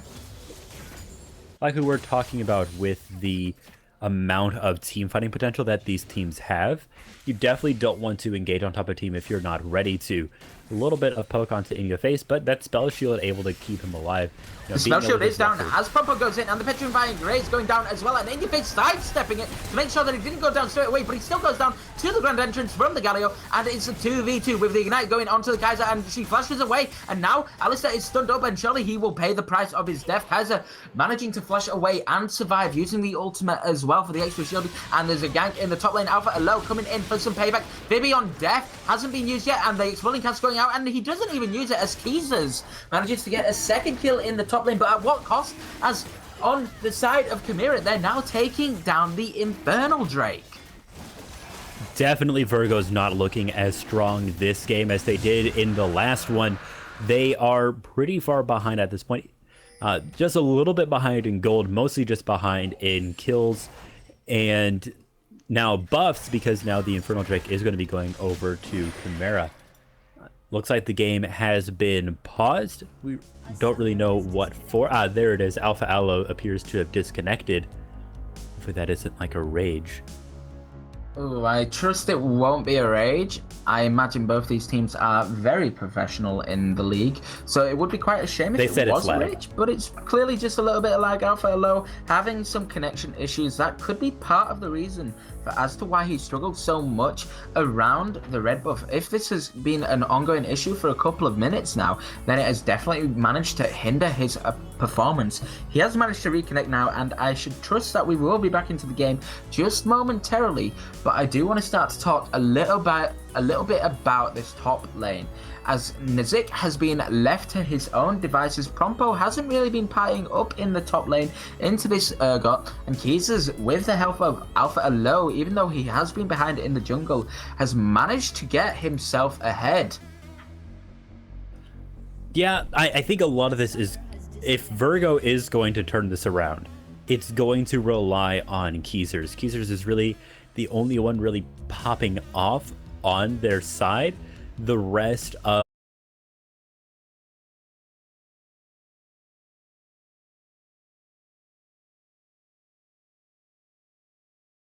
Sorry about that, ladies and gents. We just had to do a quick little reset there because of a couple of technical issues, as well as what was going on with Alpha Alo. We are still waiting for the reconnect and the pause to be unpaused. Maybe it's just going to be a little bit more time, which is a little bit of a shame, but it gives us plenty more time to just discuss some of these matchups as we are at the 10 going 11-minute mark. We've got a 17.1k gold on the side of Chimaera, whereas Virgo are currently on 16.4k. So they're about 700 gold down at this point. Kills 3 for 2. No towers taken at the moment. But I do want to stress that Alpha Alo and Keezers had just about started up the Rift Herald, but I believe it's Prompo. No, sorry, it isn't Prompo. It is Highwind. Oh, no, sorry, it's a little bit difficult to see because of the spectator bug I'm having at the moment.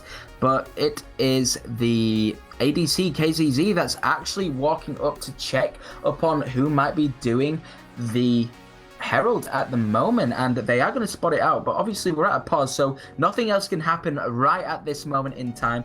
But it does give you an idea that both these teams are aware of what is going on specifically around this Herald area. Yeah, if Chimaera does pick that up, it'll definitely be good for them. And at this point, it's going to be very beneficial for Virgo to pick it up. It'll help them even up the score a little bit. There's still a little bit of time left for the platings to be taken away. So if you can use the Herald on a tower with 5 platings, then chances are you're going to be getting a lot of gold from that. So could be seeing that. We'll have to see if they use that quick enough. Probably isn't going to happen since they only have about 3 minutes to do it. Probably instead it's going to be used a little bit later. But that is just how it is. Yeah, Kazka's kind of saying it as it is in the chat. It's what we have to deal with. It's okay. Yeah, it's a little bit of a shame, but we've still got plenty of time to go. Now, we are only about 11 minutes into the game, and I do want to take a moment to throw out to the Twitch chat. Who do you guys think will win this game specifically? Will SRG Chimaera come in and manage to pull it back and make it a 1-for-1 in this best of 3 series? Or do you think SRG Virgo will be able to fight back from their very small deficit at the moment and say, hell nah, we ain't going to a game 3. We're going to take you guys the distance, a little bit like my good old friend Rocky Balboa, and we're going to beat you when the fight starts. And we're going to make sure it's a clean 2-0, get the hell out of here and chill out and get ready for our next set of games. But Chimaera are going to be wanting to do their best to make sure that they can take this to a game 3. So once if they figure this out, if Virgo figures out what they're doing wrong, they have a chance to turn this around. It is not lost for them quite yet, but it's going to be pretty rough for them to try and do it because, like we said, there is a lot of... Right now, there's a pretty good distance between Chimaera and Virgo at this point. There is still a chance for them to bring it back if they utilize their utility, their abilities properly, and be able to communicate these team fights a little bit better. We are back in. We're back into the game. A couple minutes worth of pausing. Felt like forever, but we managed to crawl ourselves through it. Now, as you can see, SRG Virgo have started themselves off on the Rift Herald. It's currently on 5,000 gold. Sorry, 5,000 HP.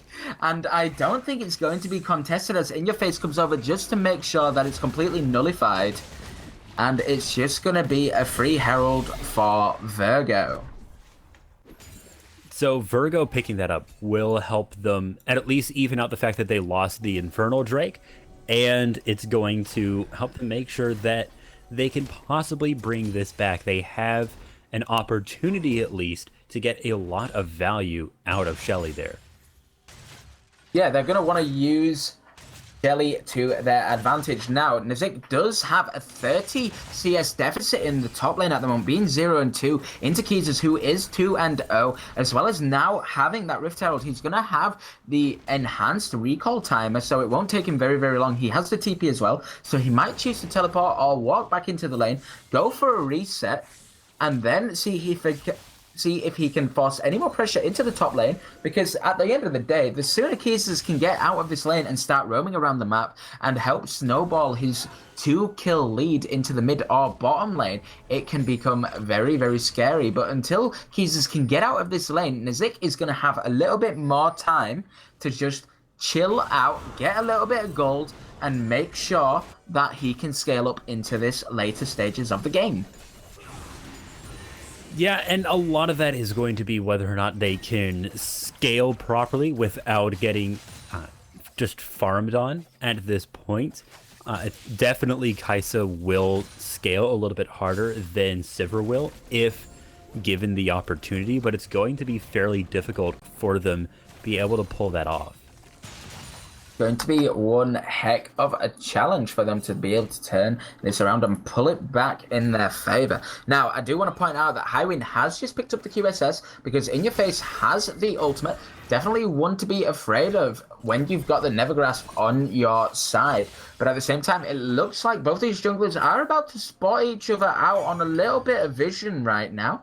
And they're just going to see if they can get some control over the Rift Scuttler, as it seems Prompo does have the immediate control and should be able to pick that up very, very cleanly. Now, at the same time, Prompo, after picking that Scuttler up, is 2 levels ahead of Alpha Elo, who is not having the best of games, and he's still almost down double the CS of Prompo. And this guy on the Sejuani is putting in some serious work to the point of he's actually got a 550 shutdown gold lead on his head. So I definitely do think that a lot of this is going to be whether or not Virgo is able to engage. On top of that, Prompo is looking to be a little bit aggressive there, but In Your Face is there to help. Yeah, In Your Face is here alone, making sure he can secure it this time. A little bit of a delay between his smite and the body slam, but still able to pick it up without much contestation from Prompo.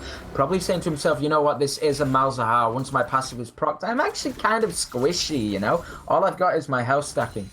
So, it looks like we're going to have a little bit more of a waiting game at the moment, as both teams are looking to set up a little bit of vision, and it seems as though Chimaera are definitely winning it at the moment with the help of the Rift Scuttler, with a couple of pink wards going down, and only Virgo having a single pink ward on the map at the moment. And it looks like we're going to have a fight in the bottom lane, as Alistair being a good guy right there, headbutting forward into the Sejuani ultimate, stopping it going down onto the AD carry, probably giving up his life as it does. Nizik claiming that kill after teleporting in just to try and get himself back into the game. But at what cost? As Virgo have used the Herald in the top lane, managed to secure themselves a tower, and Nizik is going over, and it looks like we're going to have a fight in the mid lane as well. As In Your Face uses the Nevergraph onto Highwind, but he decides to save the QSS as he had the support of Nizik coming up. But the second turret has been chucked down to half HP as Virgo are still pushing down, and Chimaera only just secure their first turret of the game in the bottom lane, and they're going to give up a second one for it in return in the top lane. So that means that Virgo was able to get that extra gold for the first tower, and Shelly once again jumps in and brings that inhibitor turret to half health. That's going to be really important because it gives Virgo an opportunity to open up the inhibitor and possibly get the super minions. But now it looks like a fight over the drag. Yeah, definitely. It looks like they're going to try and fight it out over this Cloud Dragon. Definitely not the preferred dragon at this point in the game. The Cloud Drake can help you out with some of that additional mobility on both sides of the team, as Virgo are able to pick it up in the end. But you have to say to yourself, granted, right, these guys have a Cloud Drake, but what else can they really use it for? You don't have the most mobile team possible. Yes, you have an Alistair with Mobies that will be looking to try and force some kind of play, and Alpha Alo will need to try and get himself back into the game with the Predator boots as well as the Cloud Drake. It can help speed up that little fast boy, but will it be enough? Probably, like I've already said, not the best dragon you want at this point in the game. You would have been better off with maybe an Ocean or a Mountain or an Infernal, just to try and even up the odds as we start to scale into the later stages of the early to mid game. The next dragon is going to be an Infernal, though. So whoever does pick that up. Sorry, the next dragon will be the Infernal, and it's going to be a very scary one if Chimaera are able to pick up this second Infernal Dragon. At the moment, the gold is still fairly even, only a 500 difference, as it looks like we've got a fight in the mid lane. Highwind being hit by the W from the Kaiser, and the Hero's entrance from Godcav coming out as well, just to protect this Cassiopeia, who doesn't have to burn a QSS or any summoners, but we're going to have a fight in the bottom lane as well, as Nizik is getting collapsed on by an Alistair and a Kaiser and a Gragas, but I just don't think it's needed, and Nizik flashes away to stop Kaiser getting the kill, but we're going to have a fight in the top lane as well, as the Glacial Prisoner and everything else comes down and locks down the Malzahar. But Nizik has managed to escape, and Kaiser flashing forward with the auto and not being able to secure it, taking 3 turret shots, and that just was not worth it on the side of Virgo. They're going to be able to collect a bottom lane tier 1 tower, but at the same time, Chimaera are going to secure the one in the top lane as well. So overall, Virgo is still winning on the tower game, but Chimaera is wanting to even that up as they're looking for that tier 2 top tower. They don't really have the minions to do it quite yet, and it appears that Virgo is responding.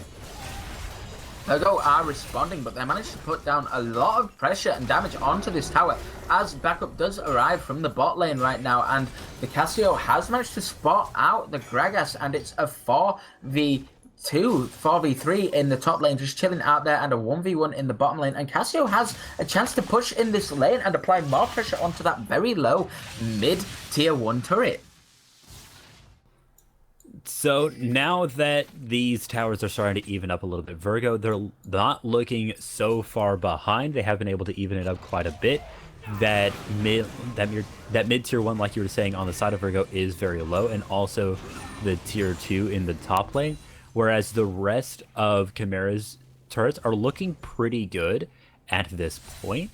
The question is, will Virgo be able to show that discipline that they did before as far as the split pushing goes, and possibly picking up some more towers, while the rest of their team is just doing a very safe team fight, possibly like under a tower, to make sure that they don't get picked out. Definitely doing their best to make sure that they're not just picked out in this game, and I want to throw a lot of praise actually over to Keezers in the top lane, because you are against a Kennen that is running Kleptomancy, and you're an Urgot, for crying out loud. This Kennen is actually 2.6, almost 2.7k gold behind Keezers on the Urgot, who does have the 2 kills, and he did just lose his 450 shutdown lead because of Nizik picking up that extra kill to help himself even it out just a little bit. But this guy is still incredibly far behind at the moment, and it's not a very fun time considering you're running Klepto, and the whole point of that is to get yourself a gold lead against this Urgot, but it really hasn't panned out the way he was hoping. It is pretty impressive. As far as the CS difference goes, it is 135 for Nizik, but 177 for Keezers. That is quite a bit of difference there. Another thing to mention as well is Alpha Low is chilling around on 103, and we're going to have another fight in the bottom lane, and Nizik using the Slice of Maelstrom to try and escape, and the flow belt coming out, and the Spear Beyond Death does connect. Tatty bye, my friend, you're dead. You're a tiny little electric Pikachu, and I'm just, stomp on your lovely cute little face.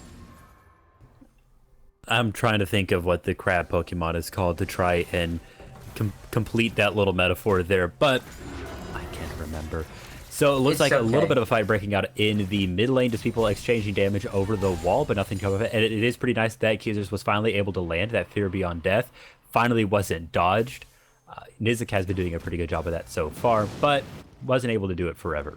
Now, this Infernal Dragon has been started up. It is on 5k HP, and both teams are aware. He's just doing his best with Beta Bennett to try and zone away, but Kennen isn't there. He has the TP, and a fight has started onto Prompo as he flashes away, and On the Hunt is used defensively just to make sure that everyone can get out of that, as Nazik decided not to use the teleport, but who would blame him as he doesn't have the Slicing Maelstrom to be able to help out his team in that fight.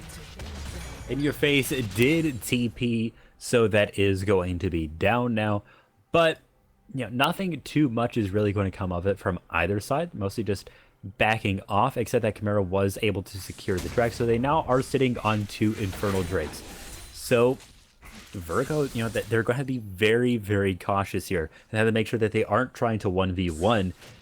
Because if they do, they're just going to get out damaged. Yeah, they will get out damaged, and with this second Infernal Drake, that is like the Kennen having an extra amplifying tome in his inventory. Granted, we're still fairly on into the game for the Infernal Dragons to have an insane amount of impact, but at the same time, that every little bit extra helps, considering Nazik was 1-3. He now has the Void Staff and the Proto Belt to be able to just dive back in onto the backline if he can get hold of the Kaiser and blow her up very quickly with a little bit of help from Prompo, and Godcav coming in just to finish it off. Chimaera can definitely win a team fight and kill Virgo and make it very, very difficult and potentially force us into a game 3 of the evening.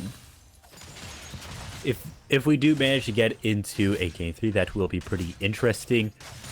And right now, Virgo, with how they're performing, it does look like this has been a surprisingly low kill game, actually. Just 5-3. We're sitting at 23 minutes. Oftentimes, this is where we see inhibitors starting to get contested, but these more defensive compositions going up against each other end up not really having a whole lot of fighting and not a whole lot of towers being taken.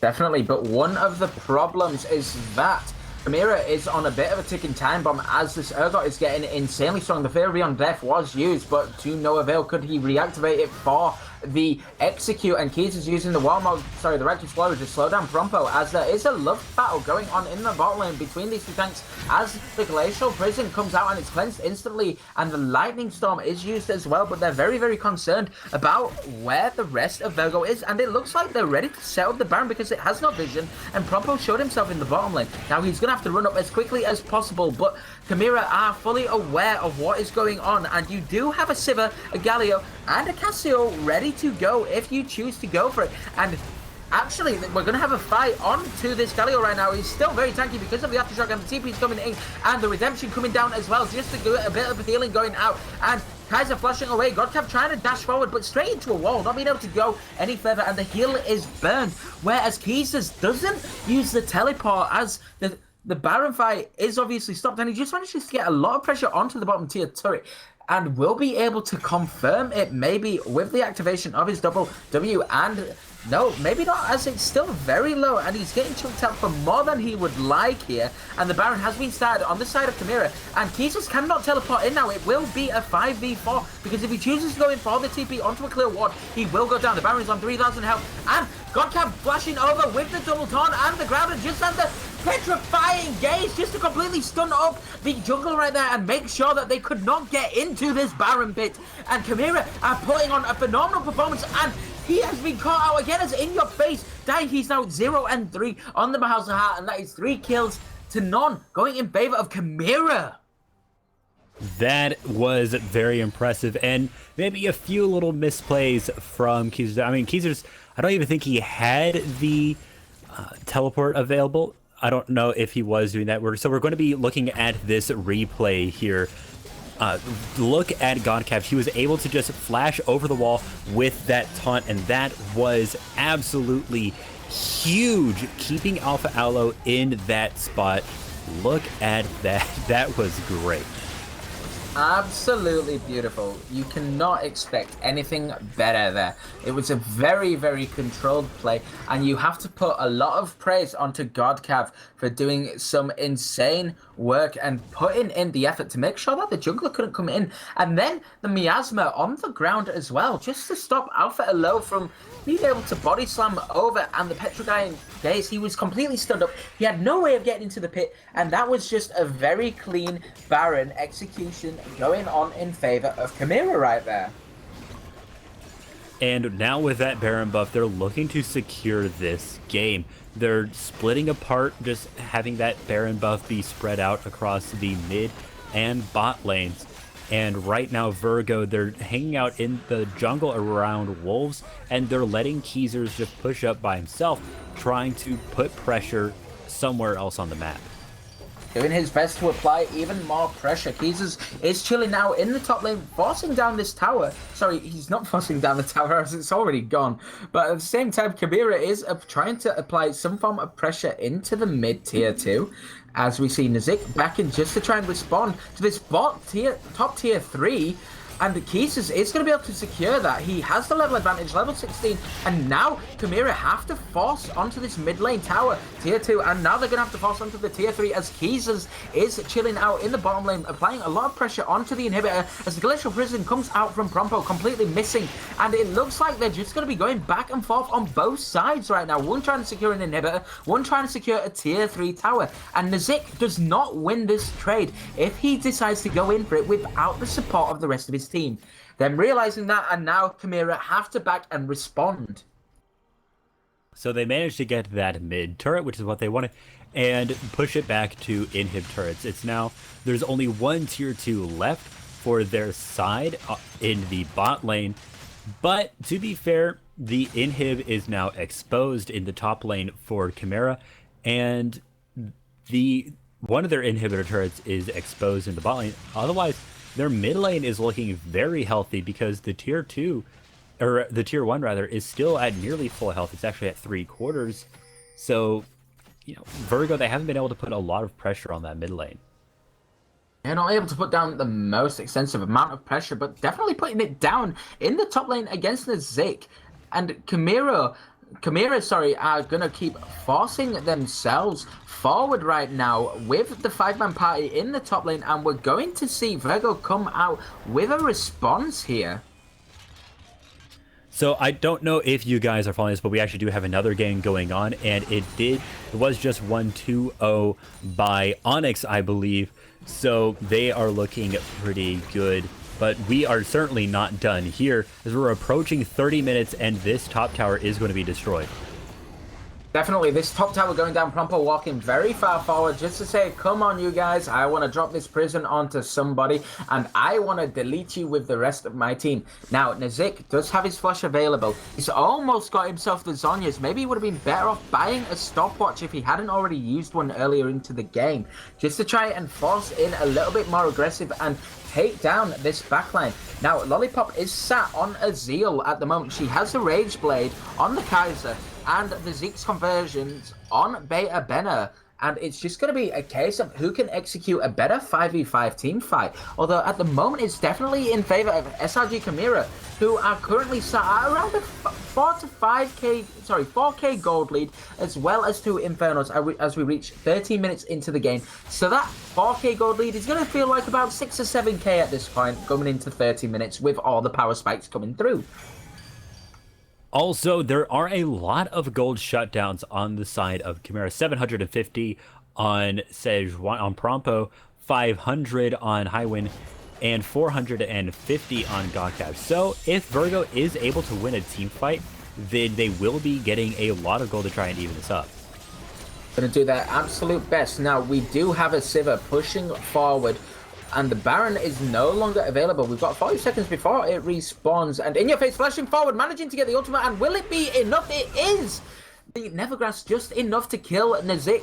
And that is going to mean a very, very sad boy Pikachu in the top lane, as it's now a 5v4 for another 40 seconds. And the Baron will be up before Nizik respawns. And there'll be about 16 seconds difference between the Baron spawning and Nizik being available before he can use the TP. So 18 seconds to 19 seconds if you include the TP timer as well. And this is Virgo's chance to pull themselves back into the game, because they can try and force down this Baron, go for the 50-50, or maybe say to Beta Benno, we need you to do your best to stop Prompo from getting into this Baron pit, as they have a lot of vision control over the Baron and it has been started up, but Chimaera are aware.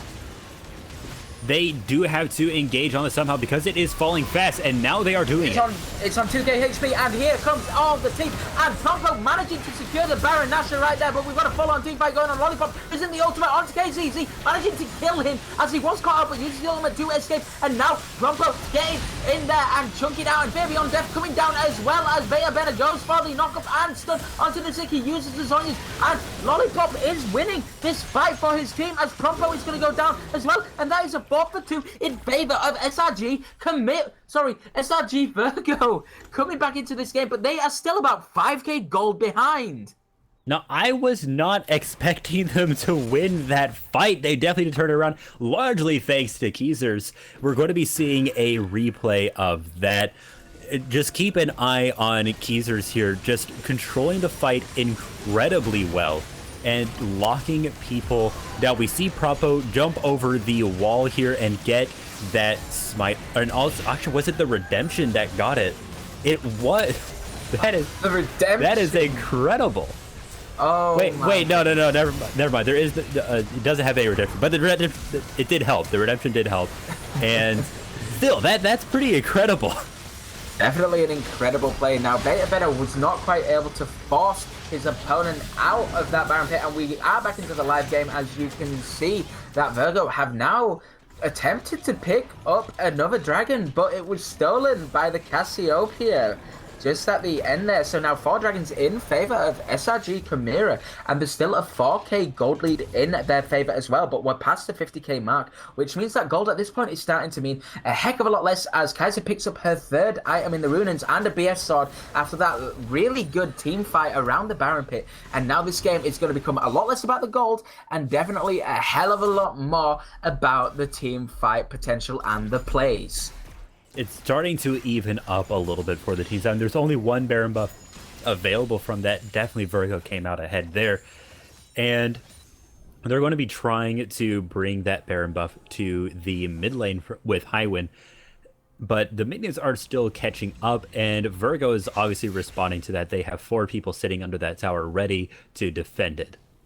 Yeah, they're sitting under there like a bunch of ducks, and now Keezers is going to be coming back from base and joining them out in the 5v5 siege over this mid-tier 3, as they do manage to take it down, and now it is an exposed inhibitor. They have the Baron buff cannon minion, and if they play this ever so slowly and stop walking up a little bit too aggressive and getting chunked down on 2 of your carries in this game, it can be a little bit easier for them to do so. But because of the mispositioning, as is managing to get down, and Keezers are getting a little bit damage down onto the carries. It's not an insane amount, but it's enough to remind them that these guys have to go ever so slowly, otherwise they risk losing a straight up 5v5 team fight. As I've said, we're after the 50k, and we're going to have a fight straight onto the guys, as she has been hit by the Glacial Prison, and the Slicing Maelstrom is down, and Lollipop is able to use it. Oh, she has the shield, the Redemption coming down, and the Gragas is down, Averlo is down, Beta Benno going down, as well as the double kill over to the Cassiopeia, and the Ignite is sticking onto the Kaiser, as Ergo going in. He doesn't have the Baby on Death, he's grounded, and he goes down as well.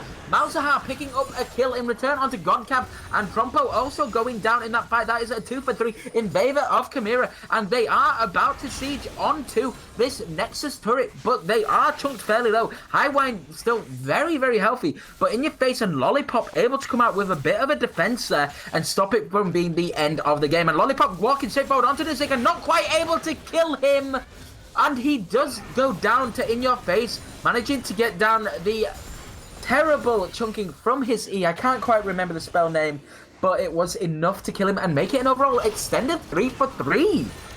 The Malefic Visions there, or as many people call it, the Space Aids, doing a great job of just slowly, especially being an Ignite. That is why you can oftentimes not bring Ignite with you as Malzahar instead of bringing a teleport, because you essentially have Ignite inside of your kit, and we saw that being played perfectly there. The missiles didn't quite hit, and because of the Void Seeker missiles, and so because of that, it was still enough in order to get a kill onto Nizik there. No reward gold coming from that, and in fact, since Keezers was killed in that fight, that's going to be 700 gold going down to his killer.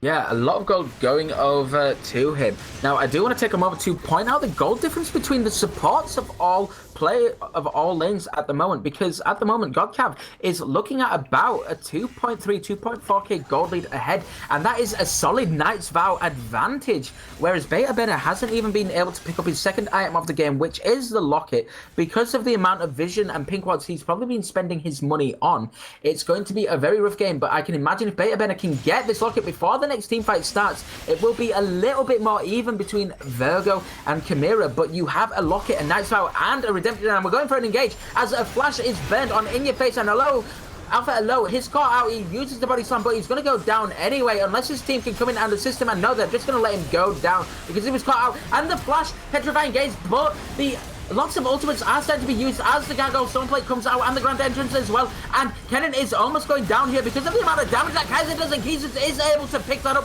Rompo doing a lot to tank as the front line there, and that is a 2-for-1 in favor of Chimaera. Only the Kennen going down there. He died with the flash, with the slice and Maelstrom, wasn't able to pull anything off. This Kennen is not having a very, very strong game, but at the end of the day, Prompo and Godhav doing an insanely good job to body block and defend the carries as that team fight ensued. Also, Highwind has been doing a great job of grounding people, make sure that they can't escape during those fights. Just that extra slow can be incredibly powerful when used properly. So now they're going to be looking for their third Baron, and there isn't going to be much way to contest this. Definitely not. Gragas is only just coming up from base, and the Baron is already dead. Prompo doing a very good job. Now, I do want to talk a bit more about Prompo, because this guy actually managed to steal the Baron away earlier, around one of the much earlier team fights, and now the Elder Dragon is up. Virgo are aware that they are 4 dragons to 1, and they have to secure this, because if a steal is to come out, even though Prompo doesn't have the smite, that could have been a very sad time, but they managed to secure it anyway. Does Alpha Elo, despite being 2 levels down and having the smite, whereas Prompo didn't, and he wasn't there in time. So it's going to be a very, very close game, as they do have the burn from the Elder. Prompo has been caught, he's getting stunned up repeatedly. He does have the Gargoyle Stoneplate, he uses it, he's silenced, and he goes down. It's now a 4v5 in the mid lane. They do have the Elder Dragon burn, ticking over an extra 25 true damage per second, just to make this game even more intense. But I must stress this, that we are at the 65k gold mark, which means that gold is starting to mean absolutely nothing, and team fights, as everyone is at the level 16, coming up close to the 17 and 18 points. Beta Benner wanting to get one more level so he can ensure he will be a very tanky boy for his team with the Unbreakable. Yes, it is the Unbreakable Will, as he does have the Locket of Iron Solari as well. It's going to be a very, very close late game team fight as we come up to the 40-minute mark. It's going right now. Virgo's doing a good job of pushing up Chimaera, making sure that they can't really use that Baron buff. And we've got a siege going on into the mid lane as Beta Benner goes in for the headbutt, polarized, he gets caught out, and the Slice of Maelstrom coming down as well. He's being still pressed, and Nizik is getting the Grand Entrance, and 2 people are being knocked off. Alpha Alone, and another 2 are being killed as well. In Your Face going down, as well as Alpha Alone, and Beta Benner, and that is another kill in return on Kaisers, but he quickly goes down as Nizik dies in return. Lollipop able to escape with the ultimate. That is 60-second timers on some of these guys. 45 seconds left, but I don't know if it will be enough for Chimaera to end the game. Keezers will probably still be down as they siege onto the Nexus turrets, but Beta Benner might be up just in time as the turret siege starts, and it will likely be a 2 or 3v4 as they come in. Lollipop doing his best to try and apply some form of pressure right now as they go straight on, and the Glacial Prison connects. He uses a QSS, but it's incredibly, he does have the flash on the top, will be coming down as well as the double knockup of the goes down, and that is a shutdown onto the Kaiser, and the Nexus is exposed, and it looks like we're going to a game 3! A very long and drawn out game. It's been a long time since we've had a 40-minute game here, but finally being able to pull it through and get the game. That was quite something for Chimaera, and we're going to have to see if they can continue this into the Game 3, or whether or not Virgo is going to be able to bring it back. This Game 3 is going to be a very, very exciting one. Chimaera coming back with the win. It was not an easy one. You have to put a lot of praise to Prompo and the rest of his team doing a lot to shut down Alpha Elo throughout that entire game. He didn't really have a chance at all to have much of an impact. He did help Keezers get ahead in the top lane, but it just was not enough. And now you guys are making me late to go shopping because we've got one more game to go, baby, and you don't want to miss it. Yeah, if we just take a very, very quick look at the kill numbers here, it does go to show a little bit just how hard Keezers was carrying and how much they had to rely on Keezers. Had 8 kills, and that was more than the rest of the kills on his team combined. The only other 2 people who had kills was Lollipop and In Your Face. The Lollipop was really only was able to get those kills a little bit later, and In Your Face had a little bit of a rough time. Was 0-3 at one point. So because of that, they were just a little bit uneven versus Chimaera, who had more than 2 kills on all of their people except for Nizik, who had 2. Yeah, it's going to be a very, very rough one. Now, we are going to go into a very short break. And just as we disappear, I do want to say, keep on going with this stream, guys. Do not touch that browser because the Game 3 is coming up between SRG Chimaera and SRG Virgo. And this is one you do not want to miss after a 40-minute game like that. Don't touch that browser. We'll be back very shortly.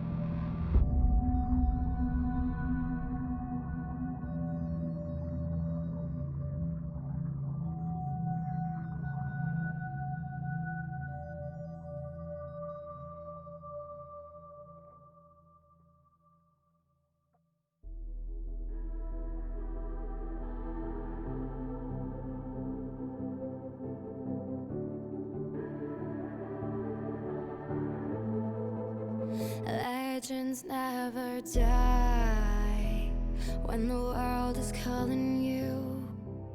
Can you hear them screaming out your name? Legends never die, they become a part of you. Every time you bleed for reaching greatness, relentless, you survive. They never lose hope when everything's cold and the fighting's near. It's deep in their bones, they'll ride into smoke when the fire is fierce. Oh, pick yourself up, 'cause legends never die when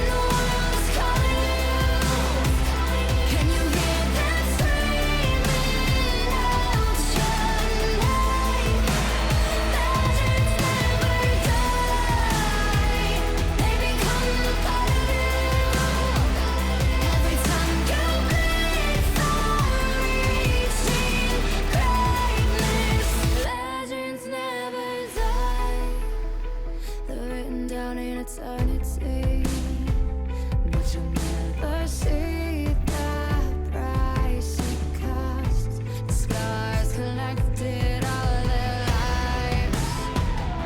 When everything's lost, they pick up their hearts and avenge defeat.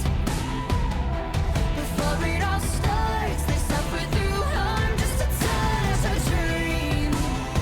Oh, pick yourself up, 'cause legends never die. When the world is calling you, can you hear them screaming out your life? Legends never die. They become a part of you. Every time you bleed for reaching greatness, legends never die.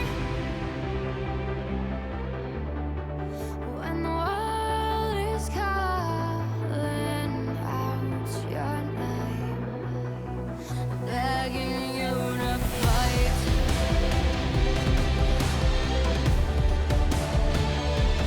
Pick yourself up once more. Pick yourself up, 'cause legends never die.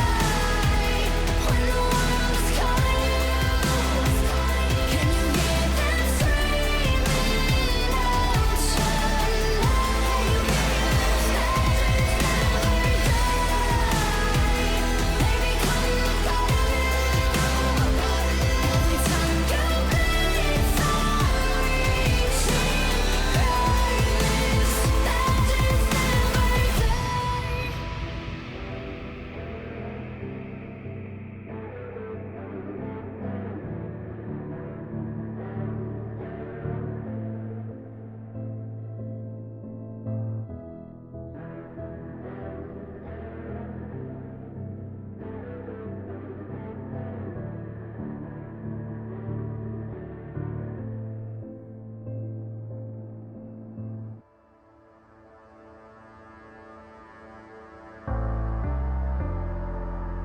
The night beckons while you dream.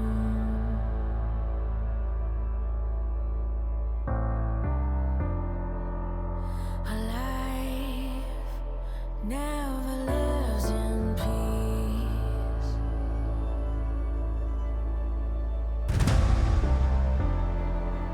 As you stand upon the edge, woven by a single thread, and fate may fall down upon you, while the devil is knocking right at your door.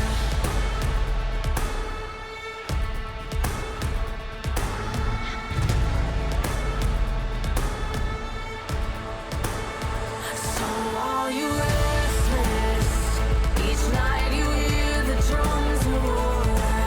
Awaken, awaken, the voice begins to call you while you hunger. A taste of destiny you're searching for. Awaken.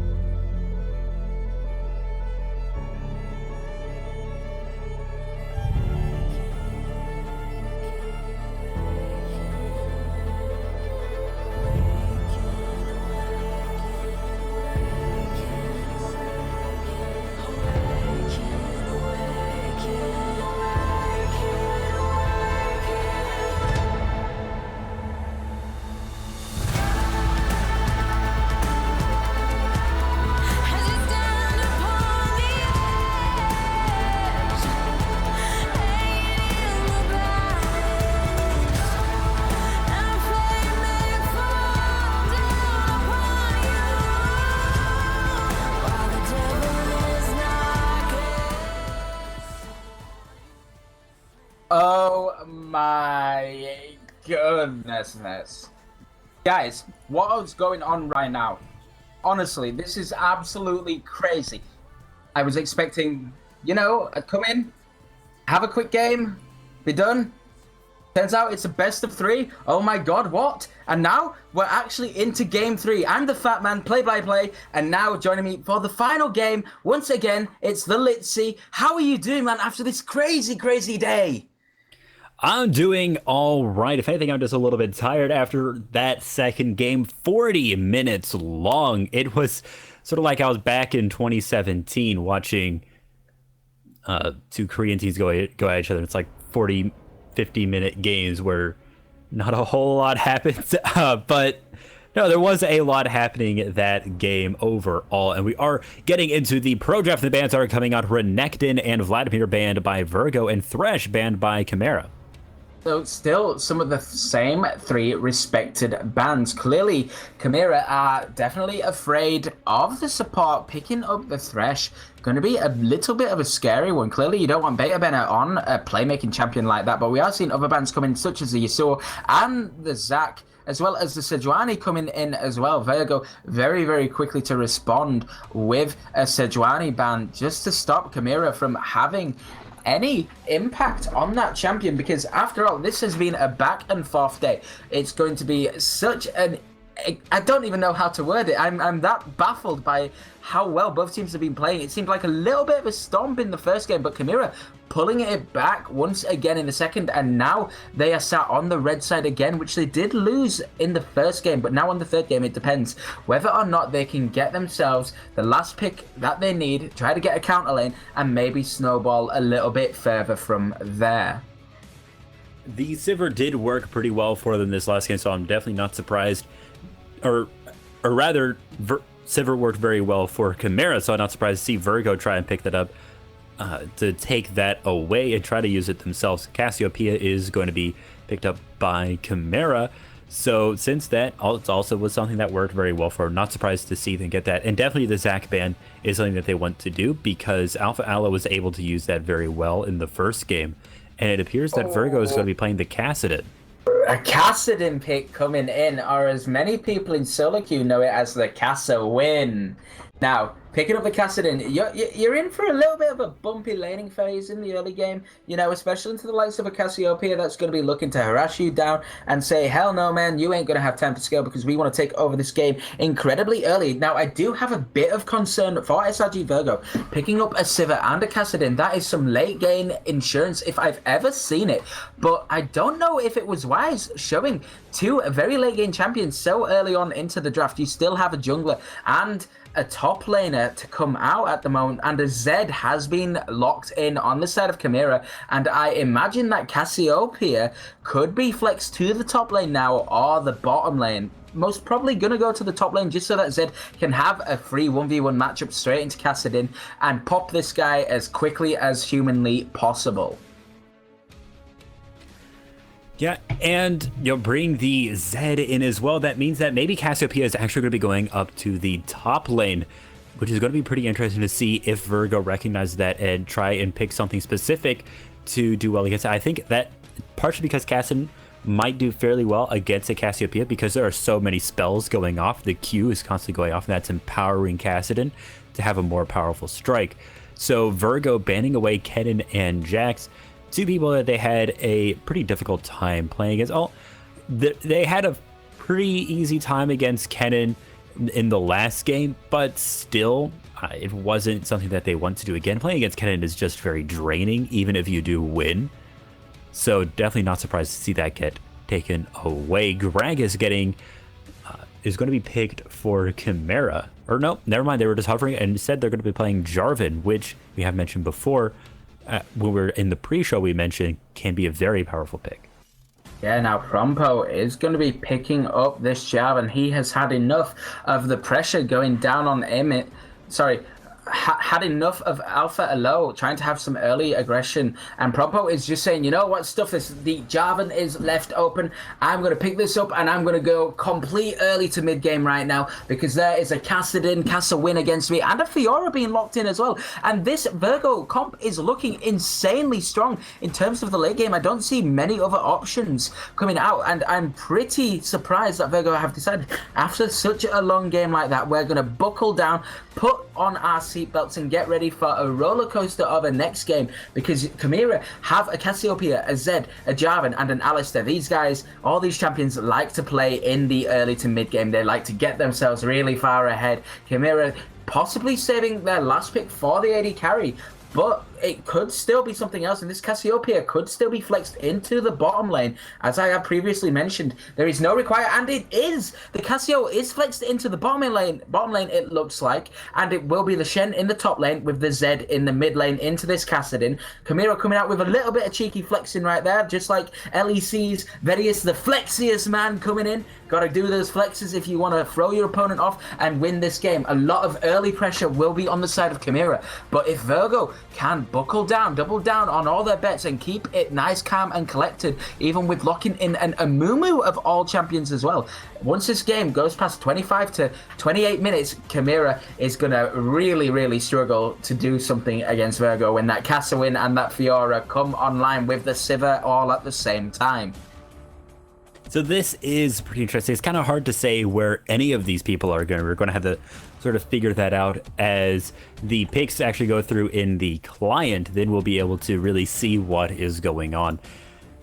But this gives them a lot. It essentially makes it very difficult to counterpick them, because you counterpick against people you're expecting to go up against, and then you go up against these weird off-meta things. They can work pretty well. So we're going to have to see if that works out. It's a pretty risky play from Chimaera, but maybe they have practiced this composition before. I can see how it could be very strong. So we're going to just have to stick around and see where these champions are going. Yes, that is so true. We are coming into game 3, just loading ourselves through the champion select as quickly as humanly possible. Now, this game is going to be an incredibly exciting one, because these guys are 1-for-1, and that last game was an insane 40-minute party, back and forth. At times, it looked like one team was clearly going to win, but no, they just kept pulling it back. It was just a constant, it was like a yo-yo. No matter how many times you try and throw that yo-yo away from your hand, it's going to keep coming back to you until it runs out of I believe the term is buoyancy, what I'm looking for a yo-yo, and it eventually just drags across the floor. So it's going to be a very, very exciting game. But after seeing the way this draft has come out, I honestly have to give the early game and mid to Chimaera. I will be so surprised if these guys do not get off to a very early stomp in the game based on the draft they currently have. It will be, it can be strong. It can be very strong. And also, I think in this mid game, it's going to be very strong, especially from the Zed. Does really well then and can do pretty well in the late game if he gets the gold and items and the lead that he needs. I will be definitely taking a look at Keezer's, keeping an eye on him, because Fiora can be an incredibly powerful pick, a really great duelist and a good split pusher. And Alpha Alo on Mumu, I think, does make sense. In a way, almost plays similar to Zac in some ways. You go in, then you use your ultimate to sort of, in an AoE, sort of keeps everybody in one place. So I will think that Alpha Alo's skill will transfer over to that fairly well. And we're just going to have to see if that can be pulled off properly. And I think also Alpha Alo is just better at these more tanky junglers, you know, like the Zac. So we're going to see if it works out, but I think it should be fine. It should overall work out fairly even for both teams. Sorry, more so for Chimaera than Virgo, but once we get to that mid tier of the game, around the 22-23 minute mark, it's going to be a lot more even, providing Chimaera don't get an early stop. But at the same time, you have to give some respect to Alpha Alo, who is on this Amumu, probably not the easiest champion to go around and have a duel with someone such as a Javan that will probably be looking to find you in the early game and slap you around quite a bit. So if Alpha Alo can avoid being tracked consistently by Prompo and get himself off to a couple of early ganks, he can definitely say, you know what, let's put the fast forward button down and let's speed up this early game, turn it into more of a mid game in the early game time zone, and be like, right, we've got a Fiora, we've got a Kassadin, we've got a Sivir. We want to do our absolute best to make sure that we can be like, hey, it doesn't matter if we're super scaling because we've got some kills on our backs and you have some deaths. So you're down on XP, you're down on farm, you're down on gold, and we don't care that you are an early game team because we have the mid to late game and you're just going to fuel it even quicker. So I think that the team fighting from the side of Chimaera is going to be very powerful here. I think that Virgo is going to have to rely more on split pushing in 1v1s. You know, do maybe a 1-3-1 sort of thing, have one person in top lane, 3 in the mid, and then 1 in the bot, or possibly a 1-2-2 in order to just keep a lot of pressure on Chimaera and force them to maneuver around on their own. Because I think most of these people won't be able to play on their own very well. Yeah, most of these guys are going to definitely struggle to play around on their own. But once again, I have to reiterate just how scary the early to mid game is going to be, especially for In Your Face, who is sat on this Kassadin. You have got a Javan and a Zed, especially if SRG Prompo can come in way before level 6 with the red buff and Zed coming in with the shadow dashes, a lot of shurikens and an ignite. This Kassadin could go down incredibly quickly. I will not be surprised if as soon as we're about to hit that level 6 mark, In Your Face goes back and picks up either the Seeker's Arm Guard or a stopwatch if he doesn't already have it in the rune set, just to make sure he has more survivability into this Zed, into this Javan, because you have got a very strong AD presence on the jungle mid for the side of Chimaera. Yeah, and having the Jarvan is going to be very important, and Alpha Alo will not be able to 1v1 that Jarvan very well at all in the early game. He's going to rely more on roams from his team to help him, and then just playing very passively in the jungle.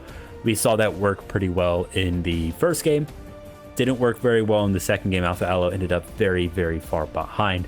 So we're going to have to see if Alpha Alo can pull that off a little bit better this time around like he did in the first one. And I think that maybe Chimaera just has adapted that a little bit more, and Prompo realizes how aggressive that he can be in order to make sure that Alpha Alo stays shut down. Otherwise, it's going to be difficult for them once Alpha Alo gets fed. It becomes just very hard to take down, because then getting in the middle of an enemy team and then rooting everybody would be very, very good. That is a very, very good way to put it, with Amumu coming in and potentially getting a 5-man route. Now, I do want to talk a little bit more about Alpha Alo on this Amumu, because you do have the early pressure as an easy gank, because you'll set yourself up for a very nice little stun slash route on, I believe it's the bandage. I believe that's the term that we're using for the Amumu, coming in with the bandage toss. Bandage toss. Yeah. And if he's able to just lock down one of these targets, maybe help out Keezers or Lollipop in the bottom lane, maybe the target would probably be best going for KZZ and Highwind, to be honest. Although Keezers is going to have a bit of a free lane in the early game into Nizik, because he's going to take a little bit more time to scale up, because he might be a tanky boy, but you're versus a Fiora. So it's not a fun time unless you consider going for the Tiamat and having some early push pressure of your own. Yeah, really more of the Shen top lane is just try and get some farm, and then Alpha Alo is having some connection issues again, so he's going to be trying to come back in. But yeah, having a Shen in the lane is really more about just protecting everybody else and making sure everyone else can do well. As long as you don't feed your enemy laner, then you're going to do okay. Make sure that they don't get any kills and they can't get a whole lot of farm. Yep, we've got a couple of people just reconnecting into the game, I believe. We're actually still waiting on good have, I believe. I'm not 100% on that, but we'll double check that in just a moment. Now, as we still wait with this pause going on, I do want to emphasize a little bit more about Nizik in the top lane on this Shen. It's not quite the same as how they did it in the LCK lull. Clearly not a very good region. Sorry, but basically, every time this Highwing goes in on the Zed with the Death Mark, he's going to have the instant support from the Shen using the Stand United to get straight in there and try to taunt up in your face. And I imagine Prompo will probably be mid at the time when Highwing goes for any form of engage onto in your face. So, if Virgo are not able to ward correctly around this mid lane and give the Kassadin as much support as possible, it's going to be very rough. And on top of that, In Your Face is actually running Grasp of the Undying in this game. Yeah, so that's going to give him a little bit more sustain in brawls, back and forth brawls. Keezer's is going to be really risky. Keezer's going to be trying to start those as often as possible. And so Nizik is expecting for that, and going for the grasp means that in those fights, as long as he can land a couple of hits, will help make sure that the trades go a little bit more in his favor. Definitely hoping to make sure that he has the survivability with the grasp, also picking up the corrupting potion. Now this will allow him to go for a couple of early trades, as the corrupting potion, I find it's very, very strong to have. But when you're playing into someone like a Zed that has quite a lot of aggression, once this guy goes back with his 11 or 1300 gold, I believe it's 1100 gold, he can pick up the Hex Drinker, and that should definitely stop a lot of the early pressure, especially considering Alpha Elo is a Mumu, probably going to be going for the Runeglaive / tanky build, just to make sure that his team has a little bit more magic damage in the early game. But a Hex Drinker will very quickly negate quite a lot of the Bandage Toss damage, as well as In Your Face with the Kassadin Q and Harass. Yeah, and we're just kind of talking in circles a little bit here, partially just because we're trying to stall out of this pause.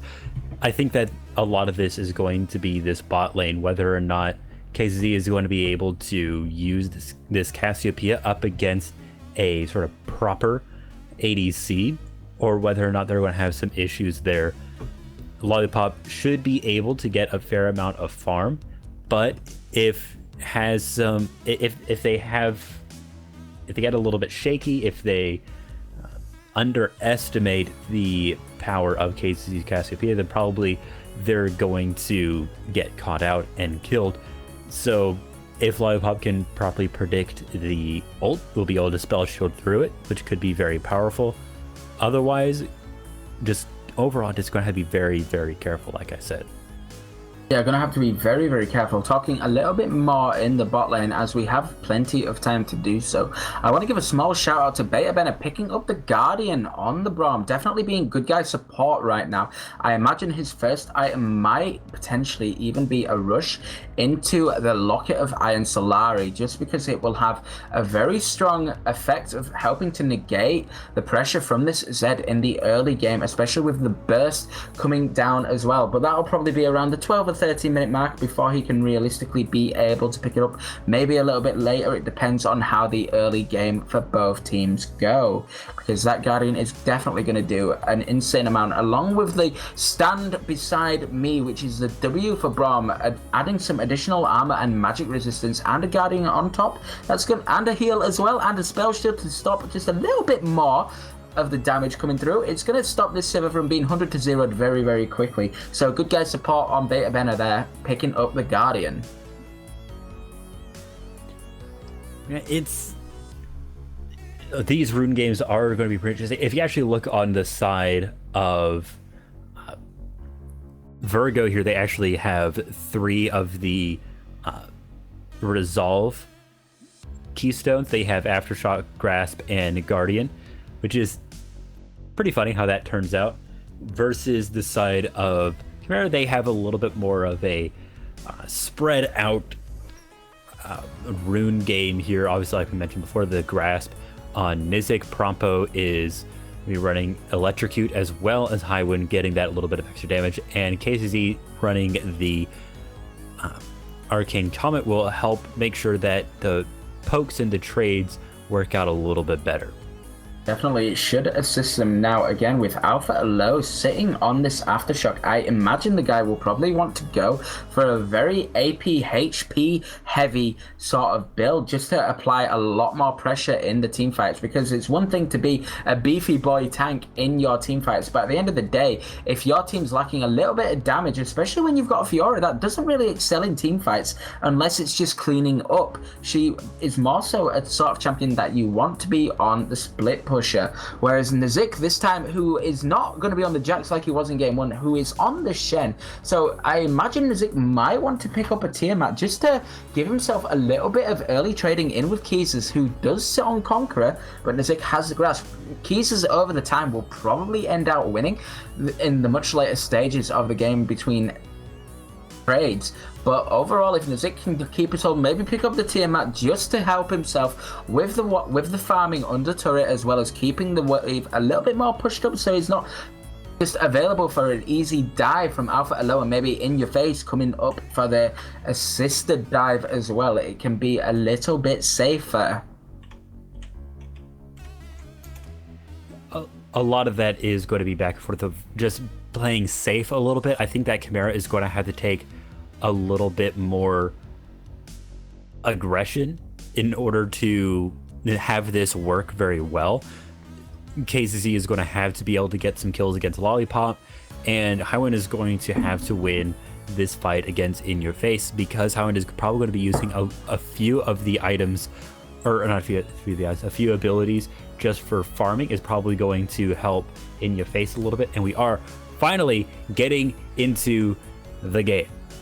We're finally into the game, ladies and germs, and we've got the cowbell coming out on Godcav again. This guy loving that cowbell. I'm a little bit disappointed that he doesn't have the pink Moo Cow Alistair, because that's probably one of the most troll skins you could physically have. Just because it's pink, it's amazing, and it's hella good at winding people up when you ring that cowbell. Now we're going to have a very basic scrimmage going back and forth here. The cowbell coming out just to say, come on guys, I know you hate listening to it, so you better walk up and make me stop, because otherwise I'm just gonna keep on going. There it is. So going to be pretty funny to keep an eye out on that, and whether or not Godcatch will be able to use that Alistar, we're going to have to see. We've been seeing more Alistar from Beta Bender today, but could work very well. We're going to see if that turns out the way they want it to. But right now, both teams are just spreading out over the river, making sure that nobody is going to invade. A very nice cinematic shot on that cowbell there. Look at that. Gotta give an incredible shout out to the production team for the shots like that. You just have to love it. It's absolutely amazing. This guy's doing an incredible job. Oh, especially with the cinematic on the cowbell. Oh, we love that sort of stuff. And we've got the minions spawned slowly coming up into the mid lane, and both junglers choosing to start on their red buffs just to help Alpha and Low get a bit of a better clear with the red buff, as I imagine his early clear is a little bit difficult, but he hasn't got the blue buff, so I imagine Prompo might be thinking to himself, if I can get towards that scuttle and maybe go for an early invade, but no, he's sitting around the mid lane, and we've got a gang going in, and he completely misses the flag and drag, as In Your Face played very, very safely there, so that was a very good job. And Alpha and Low will be aware that Prompo is chilling around that top side jungle. So am I the only one who thinks that Kassadin looks like Lord Zurg from Toy Story? Yes, it does. It definitely looks like Lord Zurg from Toy Story. I'm glad you pointed that out to me. That's absolutely brilliant. It's been a while since I've seen Toy Story, though. I could do going and watching it again. There's a new one coming out. There's the trailer for it. It's a little bit strange. Yeah, it's Toy Story 4, right? Yeah, Toy Story 4. Oh, God. I can't wait. We're just chilling out for a moment, as it's been a very, very long cast, waiting for some exciting things to happen. All the lane is going fairly even on CS, apart from Nizik is just a little bit behind, and Highwing getting a lot of harass down onto Kassadin. But instead of talking about League, let's talk a little bit more about Toy Story, because it's more entertaining for the moment. Yeah, they have a spork with like pipe cleaners as arms. He's saying he's not a toy, so somehow a toy created by a child gains life. Like we said, right now I'm looking at this top lane here, and Keezer is doing a great job of just making sure Nizik isn't really able to do anything as soon as a Vital comes up, is proccing it and doing a great job of just staying ahead in CS. And Nizik is just going to be looking to let it all come under the tower and then farm more safely. Yeah, doing a very, very good job to pressure. This Shen is sat on 7 CS. He has a huge wave crashing into that top lane. So CSing under the turret is a little bit difficult. He is doing incredibly well, though. Managing to pull back quite a little bit of it, but he's still going to be down about 8 or 7 CS as the game continues to go. I'm expecting Fiora to get quite a strong CS lead, but the more Nizik focuses on trying not to let the wave crash too quickly, just like he's managing to allow it to do so now, and it's getting a little bit difficult for him to farm under the turret. 10 CS down at the moment. A little bit of a spicy, unfair sort of, I feel rough about this, and a huge chunking coming down onto In Your Face in the mid lane, and a flash forward as well, but the flash is returned instantly. Not able to get down an auto or an ignite there on Highwind, but that was a very good instant flash response by In Your Face. Also, Alpha Aloe managed to get the Krugs in that time, doing a good job of tracking the enemy jungle, figuring out where they were, and getting on the Krugs and stealing that straight away. Definitely a good job. We're looking at the bot lane now. You know, Godcav wants to get a little bit more aggression, but isn't just going to be able to do it, as Virgo is just letting themselves fall under the tower and farm safely.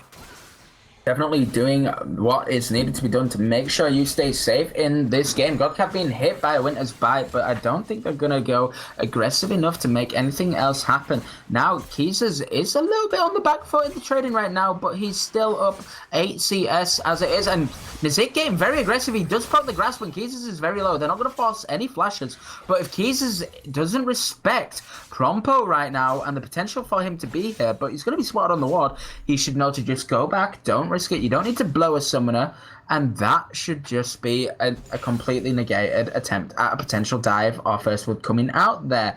But Prompo is chilling now in the mid lane. I'm surprised he wasn't spotted by Kassadin just then. And Kassadin now dropping a ward. They're trying to set up a little bit of a potential dive onto the mid lane, and Kassadin has walked up very, very far. In Your Face has been spotted out, is knocked up, and the chunking down is coming in with the Z as well. He hasn't been ignited. Now he has auto and the electrocute. That is a first blood going over to Highwind on the Z, and a very good gank by Prompo. The ult not quite up, so wasn't able to use the rift walk to escape their very good call, you know, making sure that he was level 5 instead of level 6. And so was able to get that dive off well. Very, very important call out there. Alpha Aloe now just covering for the mid laner, just getting the farm that would otherwise go to the tower. And, you know, let's take a quick look over at the bot lane. It's more just trading back and forth. Neither team's really doing much as far as pokes go. Beta Banner wants to go in, though. He is wanting to go in, walking up a little bit aggressive, and we've got another wave crashing into the top lane right now. It's definitely not going to be a very fun time for this Shen Nizik. He's doing his best, down 17 CS at the moment, has got a big wave crashing up there, but he's choosing to go for the trade instead of the CS and just get himself chunked down. Keezers has now got the Conqueror proc, and we've got another gank in the mid lane as In Your Face gets knocked up, chunked out, and surely he's going to survive this time as Alpha Aloe is here with the bandage toss. Highwind didn't quite have the burst with the ignite this time, but that is a second time In Your Face has been chunked out hella low, and he does have the tabbies and the corrupting pot's going to have to use all three to get some sustain in this lane. But if that gank is to happen again, I am pretty certain that Prompo and Highwind will be able to kill him, as the Cataclysm will come up and In Your Face is down on farm, so the Rift Walk might not be available when the next gank comes in. Overall, that was a pretty good fight in the middle lane there.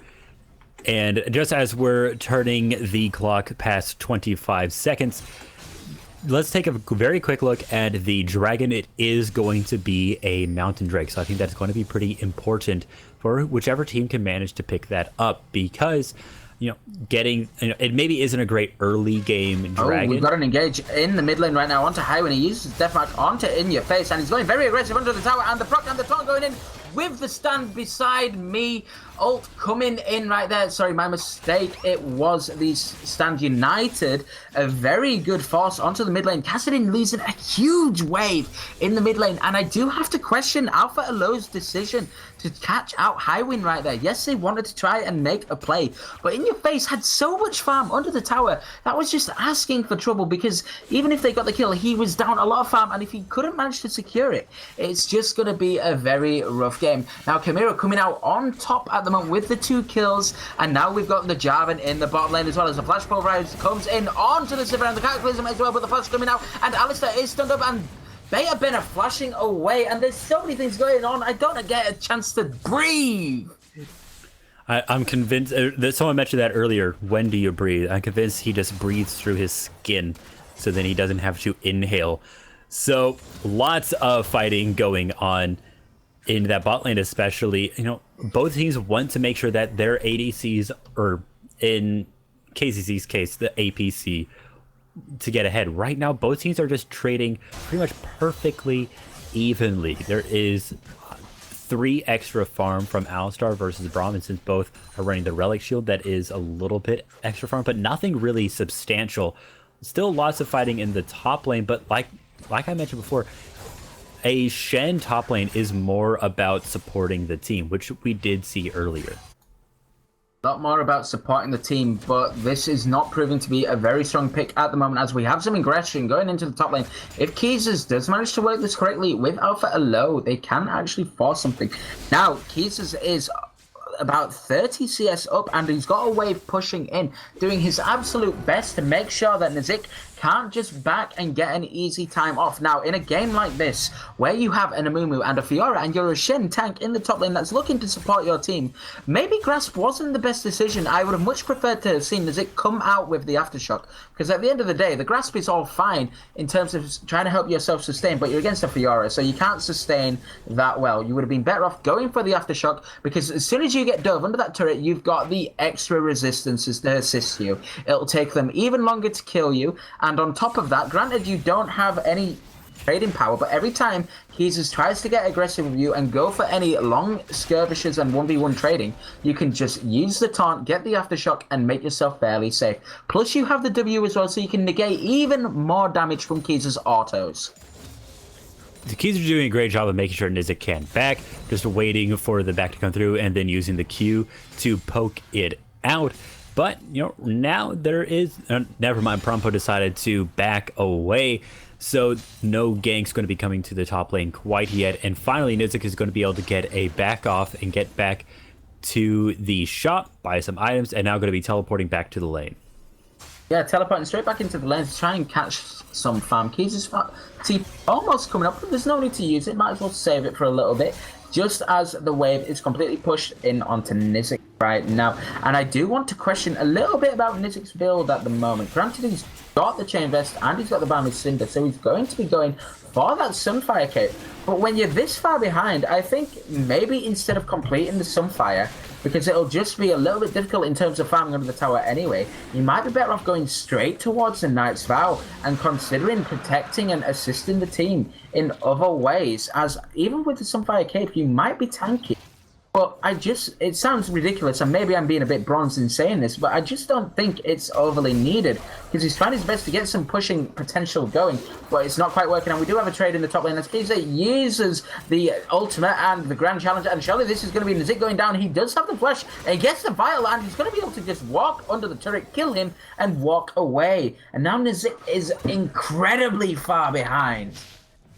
At this point, now Keezers is fed. You know, you have the Tiamat now, or yeah, the Tiamat. I was wondering if they actually managed to get the second part of that, but the Tiamat is going to help him farm a little bit. Also, just more damage being able to come out in dives and trades. They're missing the Winter's Bite and starting to be a little bit aggressive, but Pompo is saying, you missed your chance, bro. I'm right here. Now, I do notice that In Your Face is going for the back now, because he has to understand didn't have any charges left on the refillable pot. His TP was up, and if he stayed under that turret any longer, I guarantee you Zed would have dived in with the Deathmark Big Knight, probably got the electrocute off, and strutted straight out of that with another kill. So also, it's good to know that the Mountain Drake did go towards Chimaera there. Alpha Aloe fighting Highwind a little bit, but Highwind able to use the Shadow Clones to get away.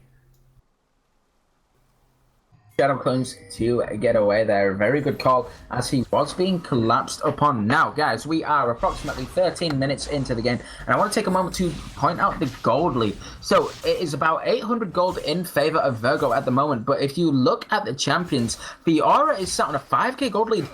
Sorry, not 5k gold lead, 5k total gold, whereas Shen is on 3.5k, so that's about 1.5k gold ahead. Keezers has that shutdown gold, but he's insanely strong, and we've got to fight in the mid lane, as In Your Face flashes away, but Zed is here, he has the deathmatch, he uses it, and the pop, and the ignite, and that's him going to be going straight down. Alpha Aloe using the bandage shots to get involved there, but probably wasn't even worth doing that. Would have been better just walking away saying, hell no, I'm not doing this. And Nizik coming in with the stand united just so that he can get an assist and help himself out a little bit more with the gold disadvantage. That will help a little bit. At that point, when you're so far behind, you can't really stay in lane because you're just going to feed the enemy later more, so you have to run. But now it looks like a fight in the top lane. It's a fight in the top lane, and it's just a little bit of love tapping going back and forth, and it's just not gonna happen yet, as the jungler decides, no, it's not a good time to go in and have a fight. I saw Prompo on the minimap. I thought that maybe something was going to happen there, but decided to just stick near the Krugs and get farmed there. And now Kaiser is able to just clear the way very, very quickly and pushing it a little bit forward, hitting another Vital there. Going to make Nizik a little bit scared. Yeah, gonna be very, very afraid. In Your Face is now 0-3. This set is 3-0. We've got a trade going on in the top lane right now. It's gonna be a lot of love tapping going back and forth.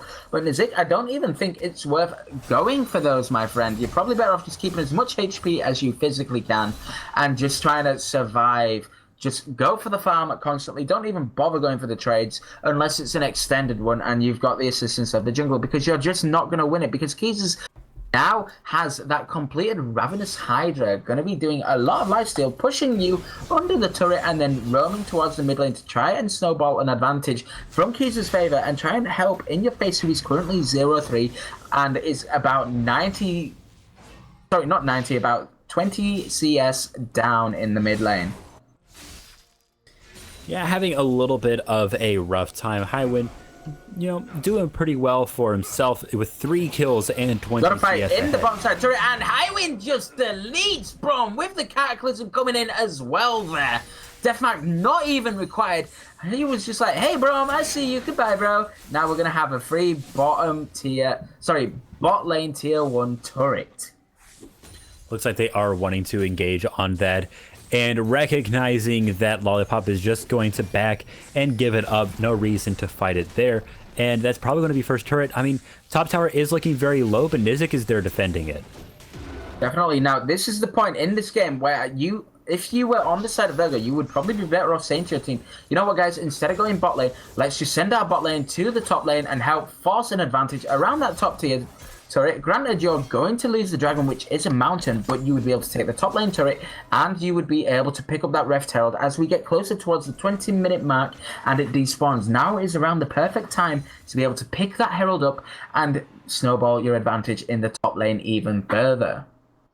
Because this is another mountain, Virgo, I think they do want to. And we've got an engage in the bottom lane right now with Beta Bona going in with the Glacial Fissure, and it looks like Godgav is caught out with all the multiple CC going down, and the Petrifying Gates is enough, and the heal coming out as well as the shielding right there from Shen on the stand united, and we've got a forced engage again in the bot lane as Highwind is here using the Yumus, and the Lollipop blocking some of the damage with the spell shield, but it's not going to be enough. Godcap coming in with the combo as well, and they managed to pick up a second kill, and that is a 2-0 in favor of Chimaera, snowballing their advantage. Now, Keezers did manage to pick up a tower in the top lane and will be able to apply pressure onto the tier 2 turret, but at what cost, as their bot lane gets absolutely slapped up. And we've got another bit of aggression with In Your Face and Cassio, but here comes the Jarvan as he's here to say, hell no bro, get the hell away from here. I have the Cataclysm, but the poison is enough to take down In Your Face, who is now 0-4 on this Cassidin. He just got a little bit too aggressive there. You know that Prompo isn't too far away and was probably actually just getting the dragon, and now they will be able to get that pretty much free of charge. We're going to be seeing a replay here really great plays from Virgo. They were doing pretty well. They're going so far forward. It looks like they were going to get Godcav, but they just weren't able to do it thanks to the extra shields coming through. Yeah, the Stand United coming in very clutch there. I do wonder if Nizik could have used it a little bit earlier and been able to catch out those other members and use the flash taunt a lot sooner. But it was a little bit rough, and now you can see on your screens as well, just in your face, being way too aggressive, and then Rompo being there and being like, hell no, bro, you get the hell out of here or you're going to die. But you die anyway because you are giving no respect. You might be a Cassidy with Riftwalk at the level 11 power spike, but you're 0-4. You're pretty far behind, mate. Probably was not the most calculated decision you've made this game. Yeah, like I said, just maybe a little bit too aggressive there. But you got to stand by your decisions, and that is what they went for. Virgo was able to get the first tower because the Stand Beside Me went through, and so Nizik left the top lane. So that gold is going to be going towards Jesus is Virgo. getting very, very aggressive into this bot lane, and he's just actually winning this 1v1, even with the Ignite. The Grand Challenge coming down, getting the heals up. He's still ignited, but he's very low, and KZZ manages to just about kill him. And the only reason he was able to do that was because Godcav had dropped the Ignite onto Keezers to stop that healing coming out as much as possible. Beta Bennett is here to try and defend this tower, but Shen, with the Demolishes, is going to be able to clarify that turret going down. Now he's getting very aggressive, but Alpha Low is here to turn the table if they choose to do so, and it's just going to be a hell no, bro, get the hell out of here. Yeah, sometimes just presence is all you need. A very good play from KZZ, especially Godcash making sure that that Ignite was down, and so the Grand Challenge heal wasn't able to go through. And it looks like now they're looking towards the top side, maybe trying to even this up a little bit, since they did, lose that overall pretty hard. Yeah, losing quite a lot in the top lane. Now, I want to bring your guys' attention over to the gold lead in the mid lane right now. This set is on an 800 gold bounty. He's 30 CSO. He has 5 kills and an assist. He's on 8,600 gold.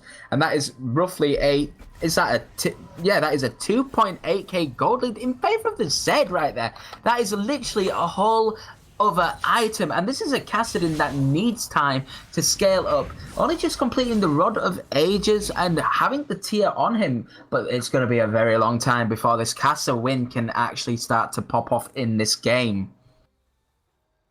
Yeah, I mean, Kassadin is a pretty rough one. Hopefully in the team fights we'll be able to do a little more. Now it looks like Howard's going in on the top lane, and in your face, he misses most of the combo right there, so he should realistically back off as Amumu is approaching, but it was a good attempt to force him out of lane and put him even further behind.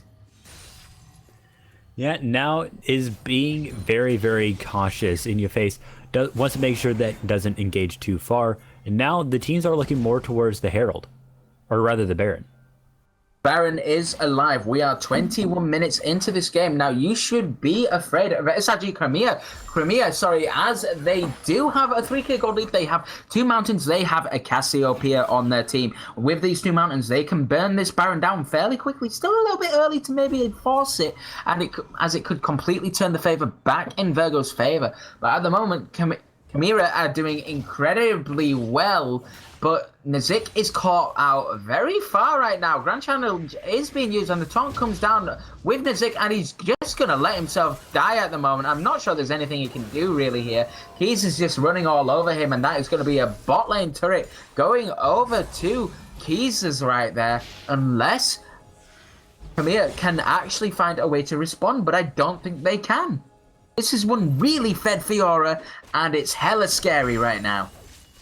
At this point, Keezers can pretty much just 1v1 anybody, and so because they had to be very, very cautious, and you can't just send one person down to respond to that. You have to send a team, otherwise Keezers will be able to win that fight. But now, look at Chimaera. They are all top lane.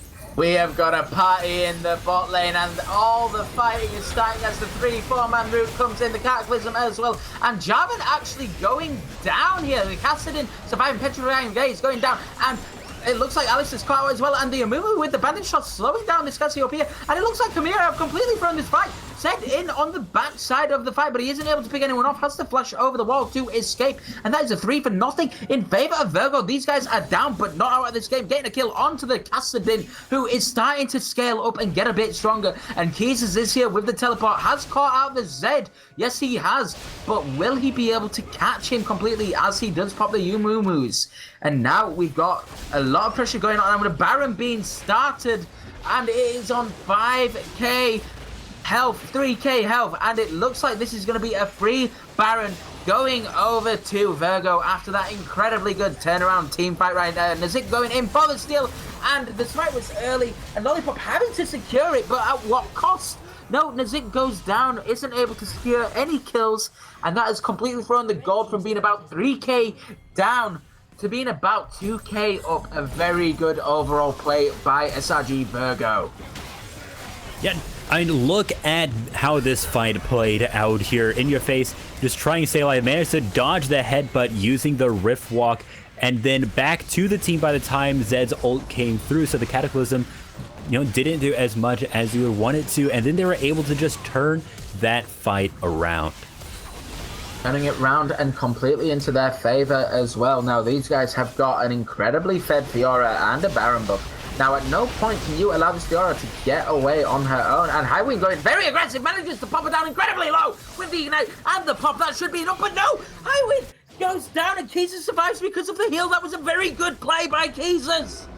Using the parry to make sure that the Zed ultimate didn't do as much damage as it could have was a great play. Making sure that you don't burn that too early is very important as a Fiora. And Keezers did a textbook job of holding on to it until just the right moment. And I believe that was a 800 gold shutdown going on over to Keezers as well. This guy is getting insanely fed. He is almost 4k gold ahead of his opponent. And it's just a very, very sad time at the moment if you are on the side of Chimaera. This Virgo team are now online. The only deficit on their side is the Kassadin, who is in the top lane fighting against a very weak Shin that has no magic resist and will be able to beat the crap out of him. So Virgo are now well and truly back in this game. In fact, they're just building a very strong gold lead, and what was an insane deficit on that Kassadin is now completely gone, and he even has a shutdown gold on his side. I mean, right now Virgo's doing a great job of turning everything around here just after that fight, which they played very, very well. Maybe Chimaera, they just got a little bit too cocky, thought they could do more than they actually could, and so ended up losing the fight and then losing the Baron.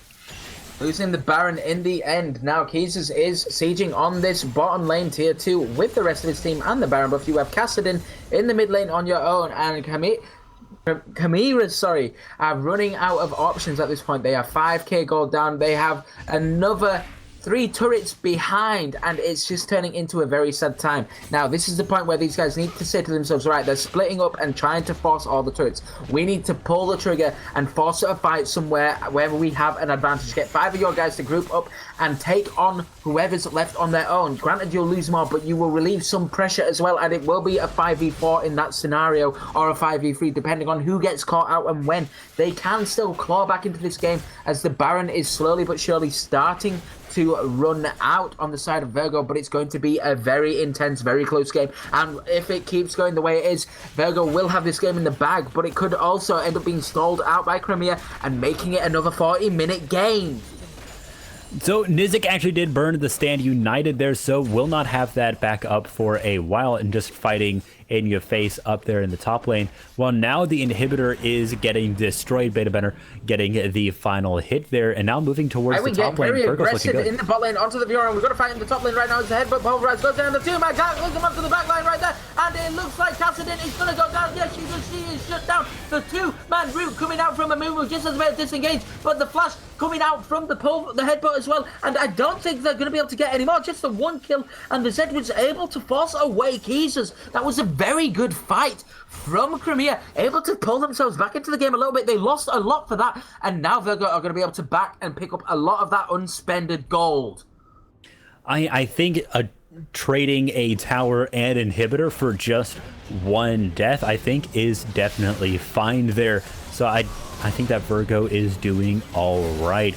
The third dragon is going, or not the third dragon, the fourth dragon is going to be coming up soon, and it's going to be a third mountain drake. If Virgo manages to pick that up, then I think that is going to be game. We're seeing a replay there of the fight that had played out. Very, very good overall from Virgo. Just the retreat is very important. A good flash away from Godcash.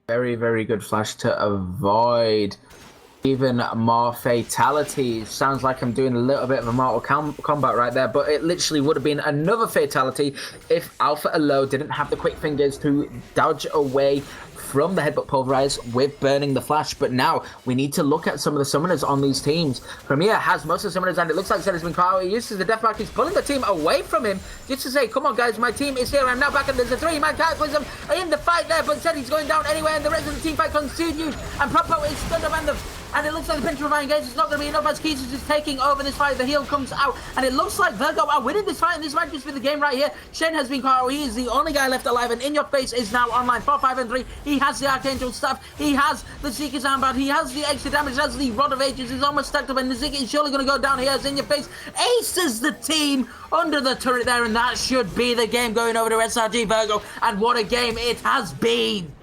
Now, after they get to this inhibitor, they're just pushing forward to these towers, and with that Mountain Drake damage, they will be able to burn that down incredibly quickly, and there's still 10 seconds before anybody on the side of Chimaera comes up, and that is going to be enough time to get this Nexus. Great fights coming through from Virgo there to make sure they can just secure the game and the day when they get their second win on the third game, making sure that Chimaera isn't able to reverse sweep it. Sorry, Casca, I know you wanted that.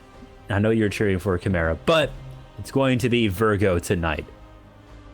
I do feel a little bit bad about Chimaera, but at the same time, you have to put so much praise into SRG Virgo. As I said, when the draft had finished and we were talking about both these team comps in the early game, Virgo would be at a disadvantage because of the early game pressure from Chimaera. But at the same time, Keys is doing such a good job in that top lane, picking up the Fiora and bullying the hell out of the Shen, saying, nah, bro, I don't care if you've got the early game with your team. You're not making enough plays around the map. I'm going to snowball ahead and help my team stay in this game and stall for as long as physically possible. And he did just that. This castle win is definitely something you should always be afraid of in your games once you get past that 25-27 minute mark, even if you put them behind, because it's almost having a late game casted in is the same as a late game enemy 0-10 Yasuo. It doesn't matter if you're 0-5, 0-10. Once I get some farm, because I'm a late game chap, I'm going to start tearing you guys a complete new one. And we did exactly that on SRG Virgo. They buckled down, they doubled down when they needed to the most, kept themselves together purely because of Keys putting in such an incredible performance in that top lane. And this was why Virgo was able to pull themselves ahead in the end of the game, because of how well they scaled into every team fight and played it. It was absolutely great, and that is going to be it for today. Thank you all very much for watching. I've been the Litzy, and Fat Man was doing the play-by-play narration today, and we're going to see you all next time.